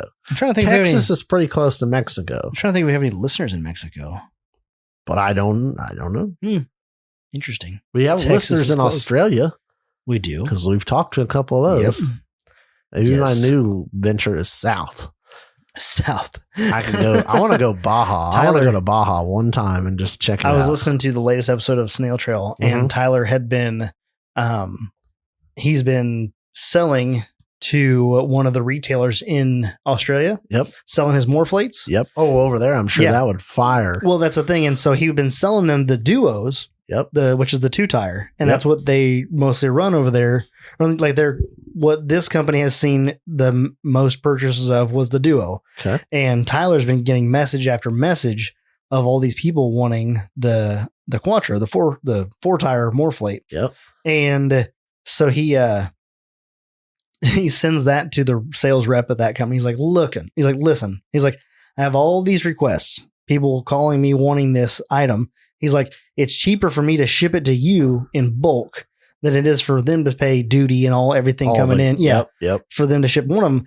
And so they're like, okay, let's just go ahead and do an order. We'll do a bulk order of the 4 tires then. And he was like, so they placed a rather large order. And he's like, I have until the end of the month to get it completed. He's like, it's like all hands on deck, just like full, just hammering it out. Just hammering out. Yep. I don't know how many it is, but it sounded like a lot. Like, you got to make it worth the while of importing it over. I don't know if it was hundreds or what it was, but it was, yeah. I mean, yeah. Like, cause if you're going to sell them, like he makes such a refined product given what it is. Like other people make a similar product, but it's not refined to as nice as his is. It's user friendly, high quality. So nice. I'm going to try it out this week. Actually tomorrow on my work truck. When you try it out, duals, when you wrap it back up, wrap it like I showed you. I'm going to, and then I'm just throw it out and see what happens. Let's see what happens. Yep. Good times. Don't throw it out on the concrete. You don't want to mess up one of those chucks. That is true. You'd be sad. I'd be upset. Yeah. Warranty. I don't know why it's all beat up and banged up. It's came out of the bag this way. It came out of the bag this way. I don't know. I just caught this. No, I've not talked about destroying it on a podcast. That you may or may not listen to. But it's broken. I think I actually do have one of the chucks that is leaking. Oh, really? Yeah. There was a thing about that. Jeremy took care of his, and it was like, oh, yeah, I had a bad batch or something. And I was like, I'm just lazy, and I'll forget about it until I use it, and then I don't remember. Is it just leaking when you unplug it? Yeah. Is it like a lot or just a little?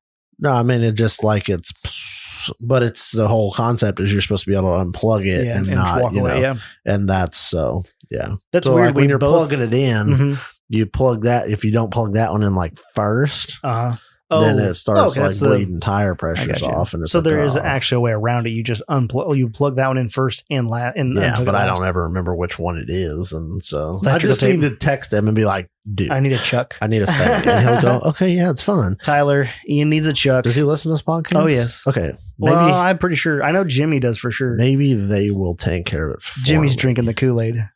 I'm so bad at remembering shit. Like I'll forget it in 10 minutes. Yeah.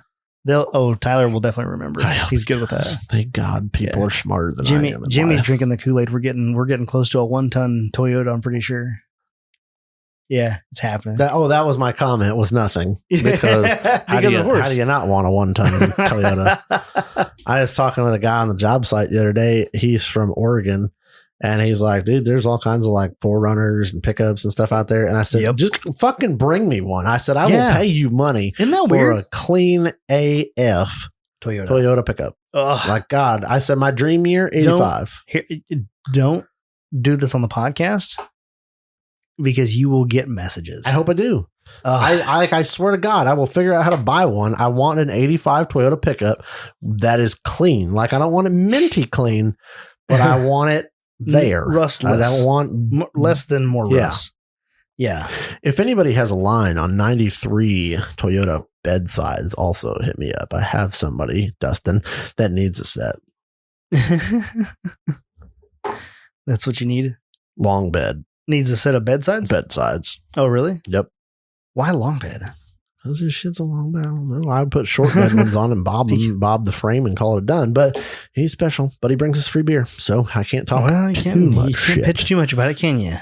Don't go asking on the podcast for somebody to start sending you rust-free vehicles. I did that, and Rusty Shackelford had sent me like 8 of Mazdas. And all I did for the rest of the week was just cry in my corner. Well, I'm not going to cry. I'm just going to go buy one. I just don't want to. The logistics of me fucking going to Oregon with a truck and trailer and bringing back a fucking $800 fucking truck. You have Rusty go buy it. Okay. Then you have him make sure it's all good to go. Okay. And then you just fly out there. Yep.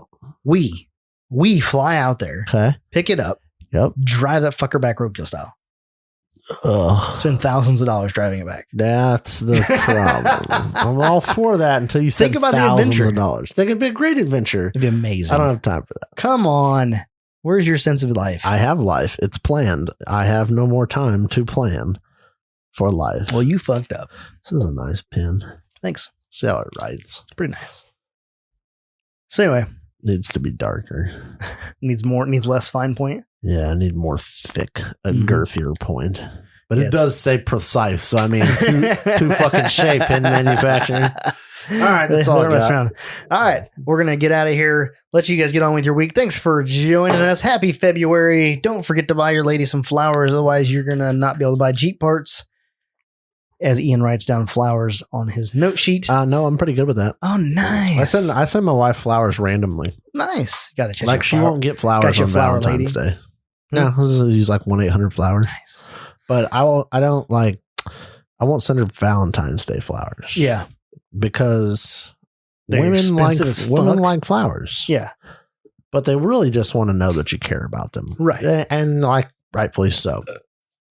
Send your woman, wife, girlfriend, it doesn't matter. Send her a thing of flowers. Just a nice little bouquet of some kind of spring flowers on a random fucking Tuesday. Nice. Means you're thinking about them. Yeah.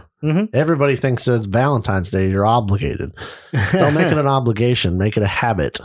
Take care of your lady because they do a lot of shit for you. Nice. At least mine. So anyway. But that's all I got. Side tangent. You can check out more information from us and more of our content. Check out Loki and check out the Dime Piece Buggy at totaloffroadpodcast.com. And on Instagram at total_offroad_podcast. Also check out our Facebook page, Total Off-Road Podcast, and the Total Off-Road Podcast Trail Riders group on Facebook. Just answer 2 simple questions and you're in. Check out the YouTube channel, which is Total Off-Road Podcast. And don't forget to check out Patreon. For $1, you can get all of our extra content, which is now going to be bordering somewhere along the 19 hours worth of extra bonus content. You can get it all for a buck. So go check that out if you'd like to support us. We do appreciate it. And we'll add you to the private Patreon group. So thank you all for joining us for episode 59, and we'll catch you on the trail.